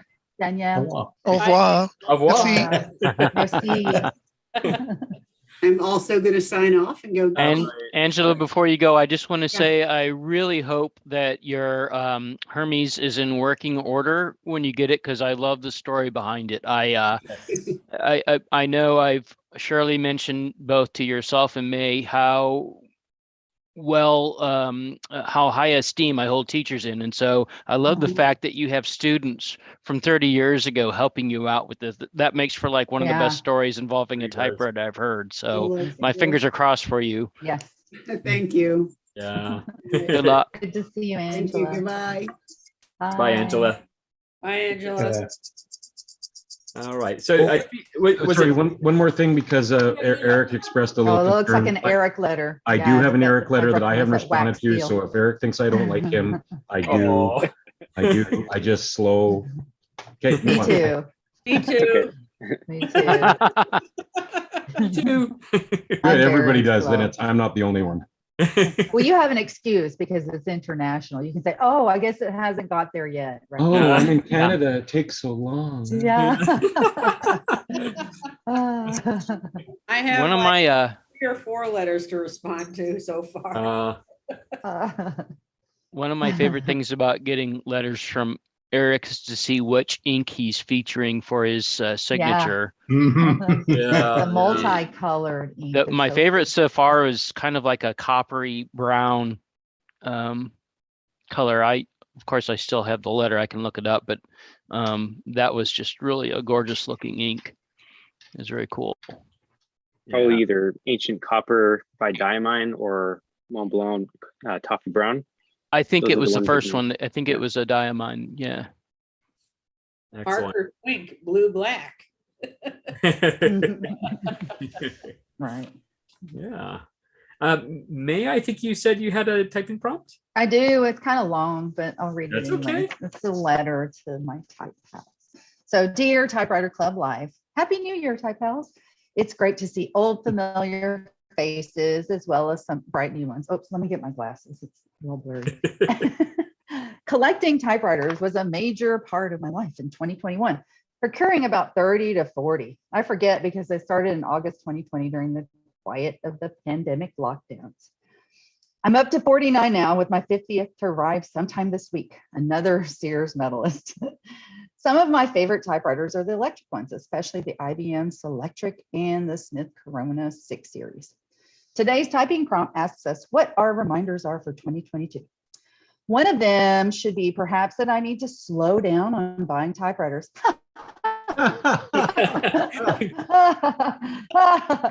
Seriously though, I do have several that I need to clean and adjust, like this Electra 120 cursive whose line spacing isn't working properly. I have my work cut out for me. But my big goals for typewriters are to write more on them and to participate regularly in the typosphere by posting more to my blog and to One Type page. Basically being more public with my hobby to help spread the love of typewriter preservation and appreciation. One thing I've noticed about typewriter groups is that we all have a lot in common besides our beloved machines. We love writing, reading, history, tools, and fountain pens, right? I do have one. I do have a few. Oops, I lost my place. We may laugh at ourselves sometimes, but we all know that what we do is important. If nothing else, we forge strong friendships, even from afar. The bonding with like-minded folks was a highlight of my 2021, and I look forward to more of it in 2022. Another reminder for 2022 is to not forget my other creative hobbies, like my yarn crafting, sewing and quilting, and the paper craft that will only enhance my typewriter letter writing. I also have a nice collection of old sewing machines that rival my typewriter collection. In short, my overall reminder for 2022 is to, as Joe Van Cleve says, is to stay creative. Excellent, excellent. Thanks. Very good, very good. All right, anyone else? I do have one, although it's sort of a cheat. This was actually a blog post, but part of it kind of pertained to. No, nothing wrong with There's no rules. Yeah. Multi-post. No rules, no judgment. Cross-platform. Exactly. That's fine. It's 2022. All right. So this was written January 1st, 2022 at 9:06 a.m. on my Brother EP7. Thanks to Brian Good for that. I don't think he's in here anymore. But anyway, yeah, he gave me that typewriter, thermal typewriter. And that's I found online the service manual for that, and the copyright on that was 1987. So we're assuming it's from around that period. All right, so Happy New Year. It's hard to believe it's 2022 already. It's also hard to believe this is my first time ever lap typing with a thermal typewriter. It's very bouncy. I'll blame the 2 typos so far on that. New Year's resolutions would be appropriate here. And like George Bailey's wishes in It's a Wonderful Life, I didn't make just one resolution, I made a whole hatful of them. And then it's just a bulleted list. My weight, better husband, read more, back to writing, back to school, catch up on correspondence. Oh my goodness, yes. Better son, better homeowner, more photography, less TV, buy less, use more, make stuff, make music, more blogging, learn shorthand, and learn Spanish. So I have a long list to work with. Yeah, basically self-improvement list, right? Yes, yeah, yes. That's great. Yeah. Well, we will check back at the end of the year, Gregory, and mark you on how you achieved these. I know, right? And so we have to remember. For Gregory. What's Gregory, that? I have a question. Yeah. This is something I've thought about. Would it ever help to learn a language by typing on a Spanish language typewriter? Would that, I've often thought of that as someone in, I mean, it's an expensive way to learn a language, I would think, to try and acquire a Spanish language typewriter. But I often think sometimes that would be kind of a cool way to learn a language, you know, learning to type. Yeah. Yeah, reading and writing. Yeah, definitely. And actually on this thermal typewriter and many others, you have easy access to all the accent characters. Oh, really? They have what's called a second keyboard. So you press this, the second shift key, and you have access to pretty much any character accents you'll need, or what do they call them? Not diuretics. That's something else. Oh yeah, Makes you poop good. Diacritics. Oh my gosh.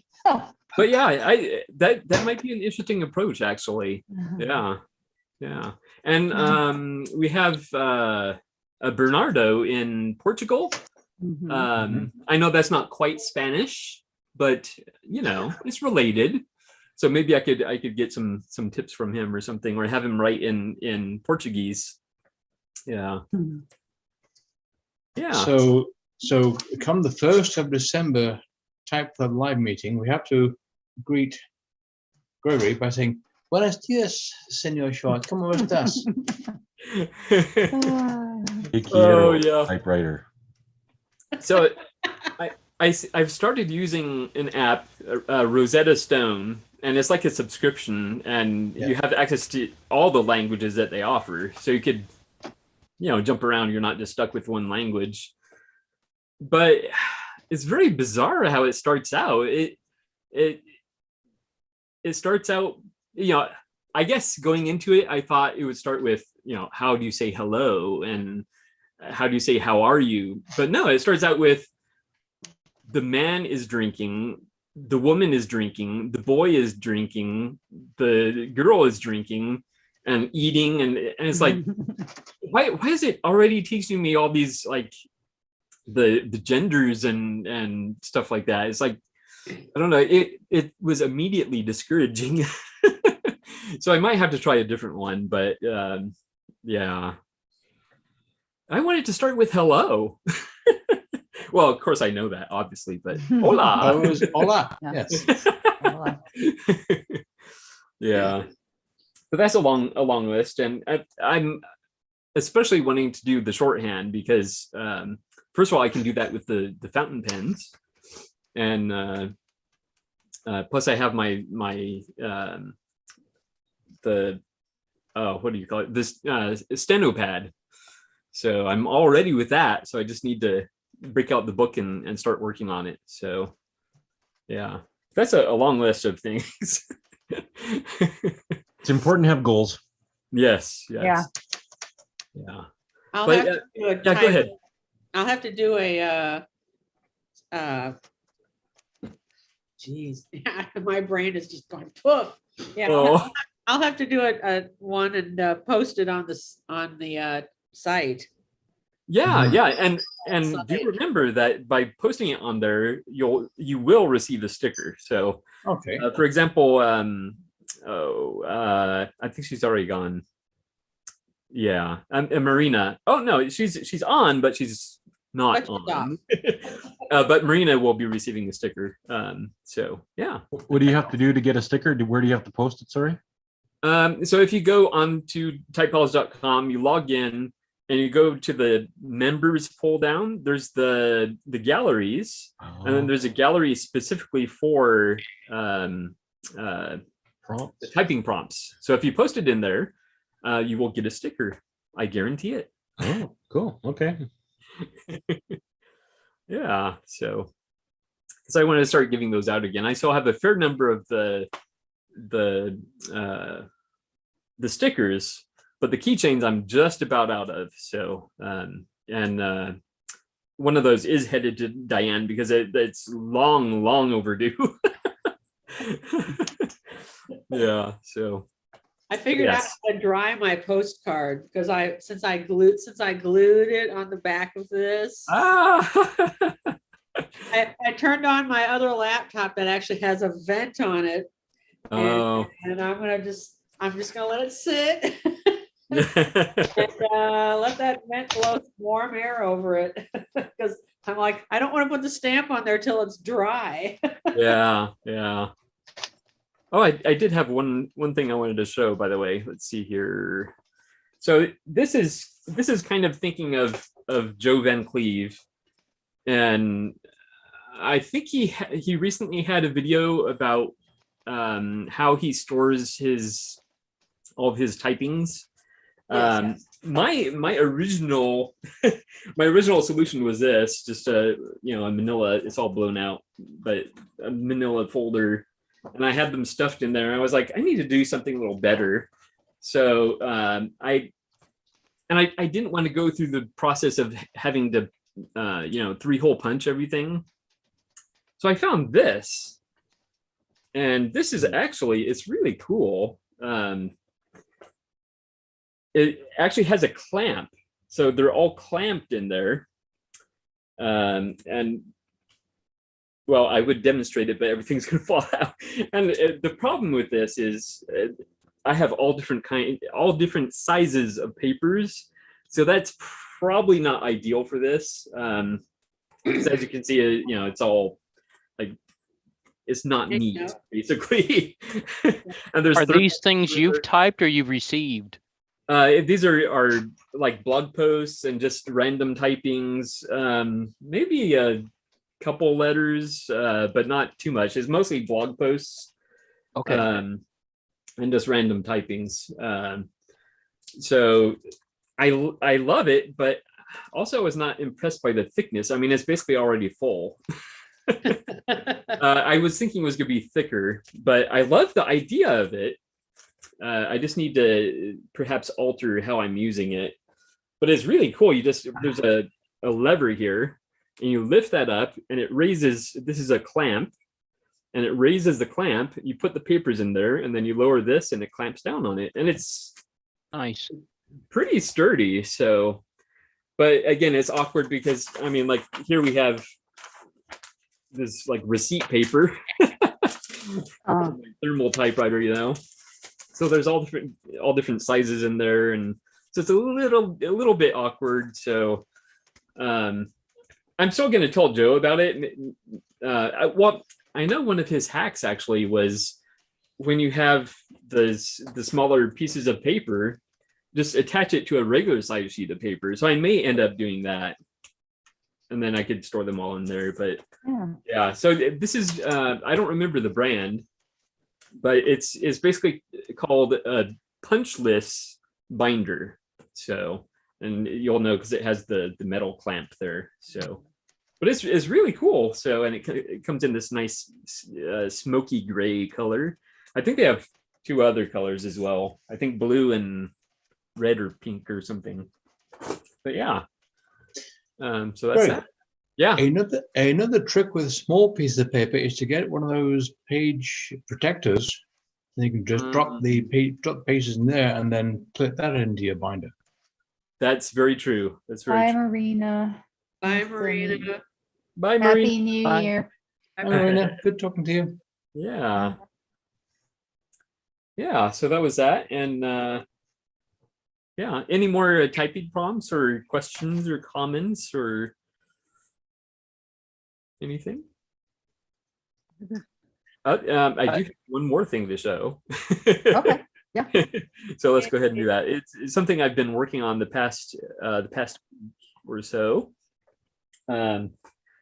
So I've been always fascinated by bookbinding, and I've always wanted to be able to perfect bind books. So I managed to perfect bind this. It's just a little journal. And part of the reason for all the glare is because, so these splotches you see here, that's actually fountain pen ink. Specifically, it's Parker Quink Black. Got a little shimmer to it. The problem being, as you handle it, it reactivates the ink. So it was just starting to smear, and so I was like, okay, I need to protect this. So actually, let me grab it. Is the paper smooth and shiny? That perhaps that's why.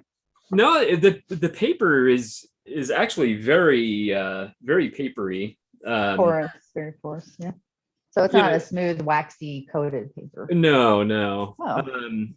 It's actually really thick. I want to say it's 200 pound. I don't know offhand, but it's very, very thick.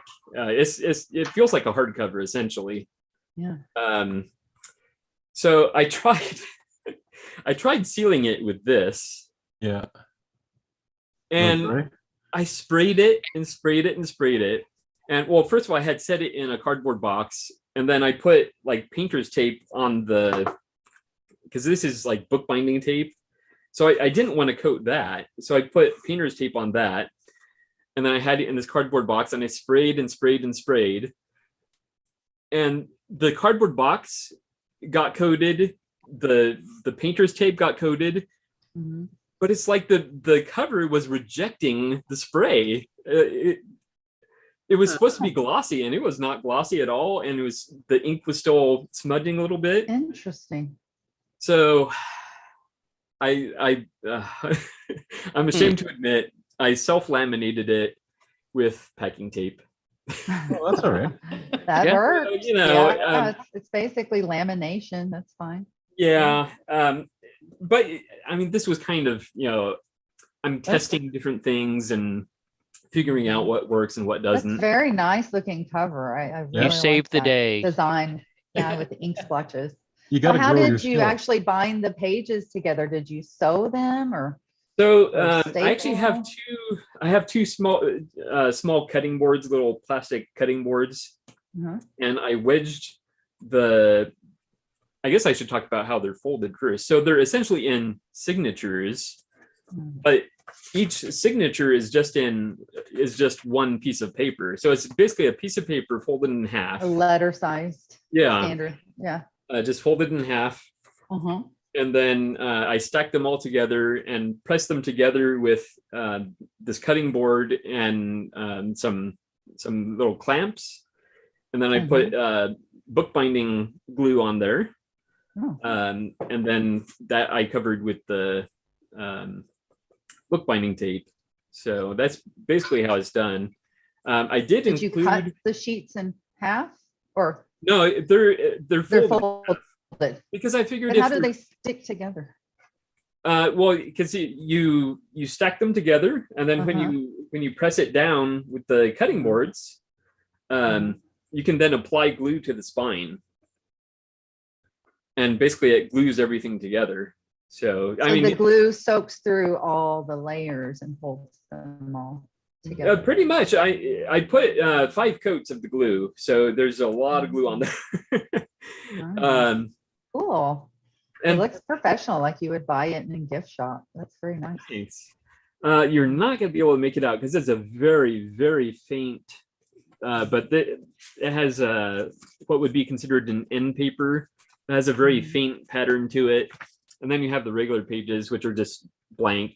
But the important thing about it is it lays flat. Yeah. So that's great. It lays very flat. Nice. Yeah. And so the black strip, that's a special tape for bookbinding. Bookbinding tape, yeah. Oh, that is so cool.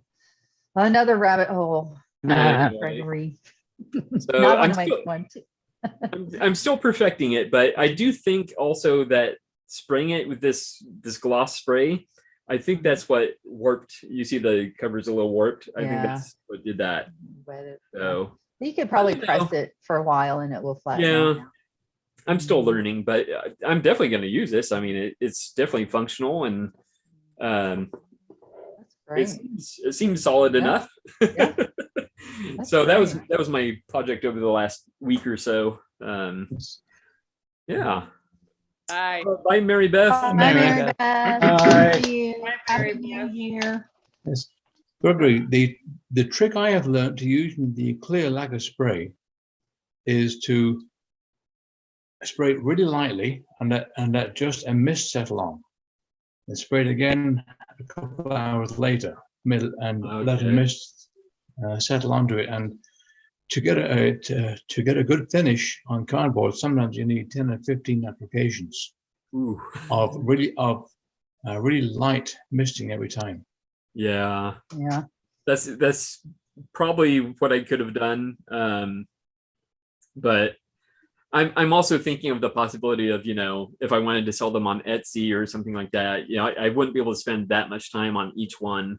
As it is, it's pretty laborious.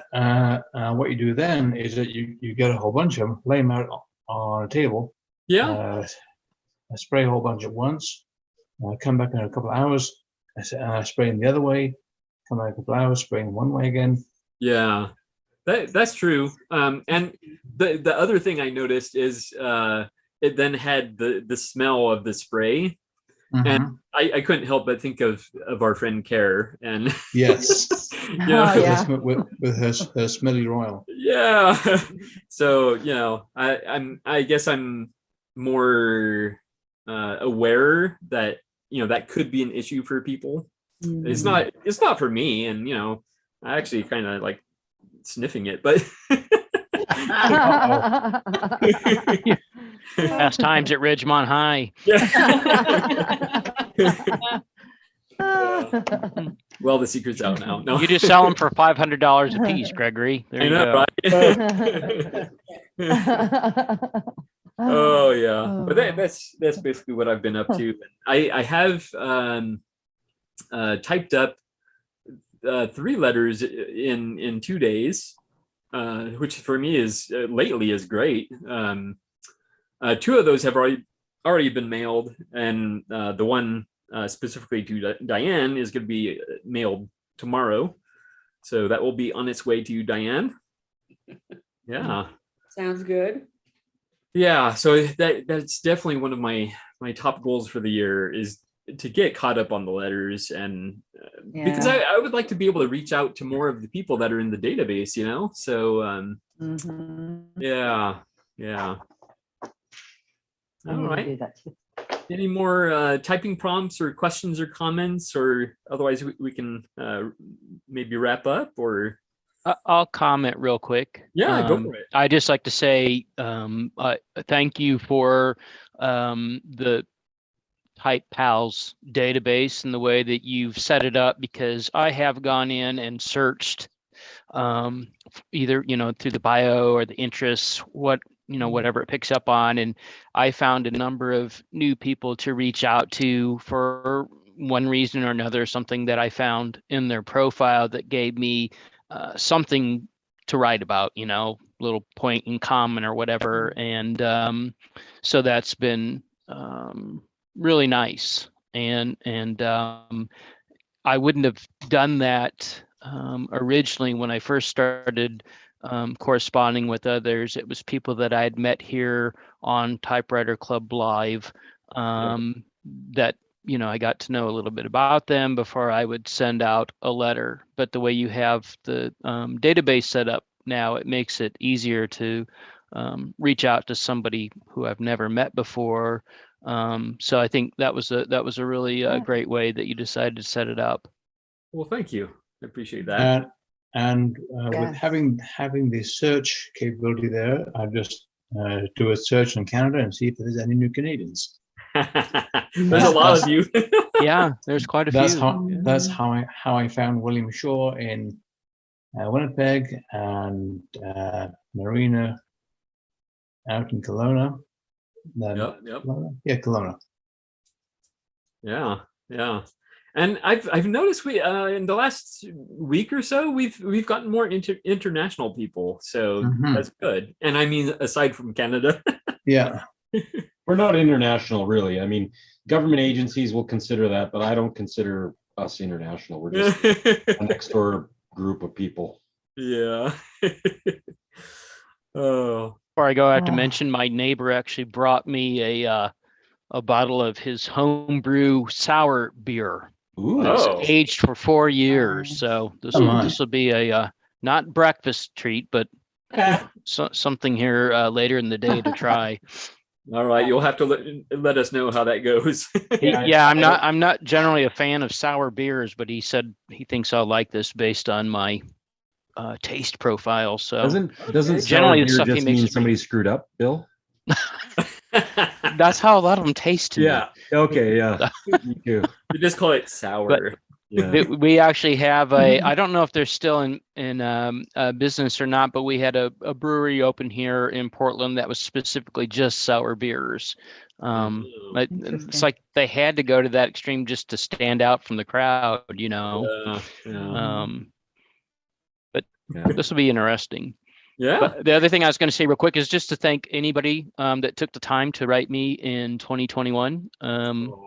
It's I don't take it for granted that I get letters from folks, and I really appreciate it. It's just one of the things that I look back on the past year, despite all of the hardships, health related things that we had to deal with. It's nice knowing that I got letters from folks, and it helps make the year a little bit easier to get through. I have to agree with you there, Bill. Yeah. I really appreciate letters from all over the world. Yeah. Yep. Everyone. Yeah. Yeah. Excellent. Me too. Oh, and one more thing.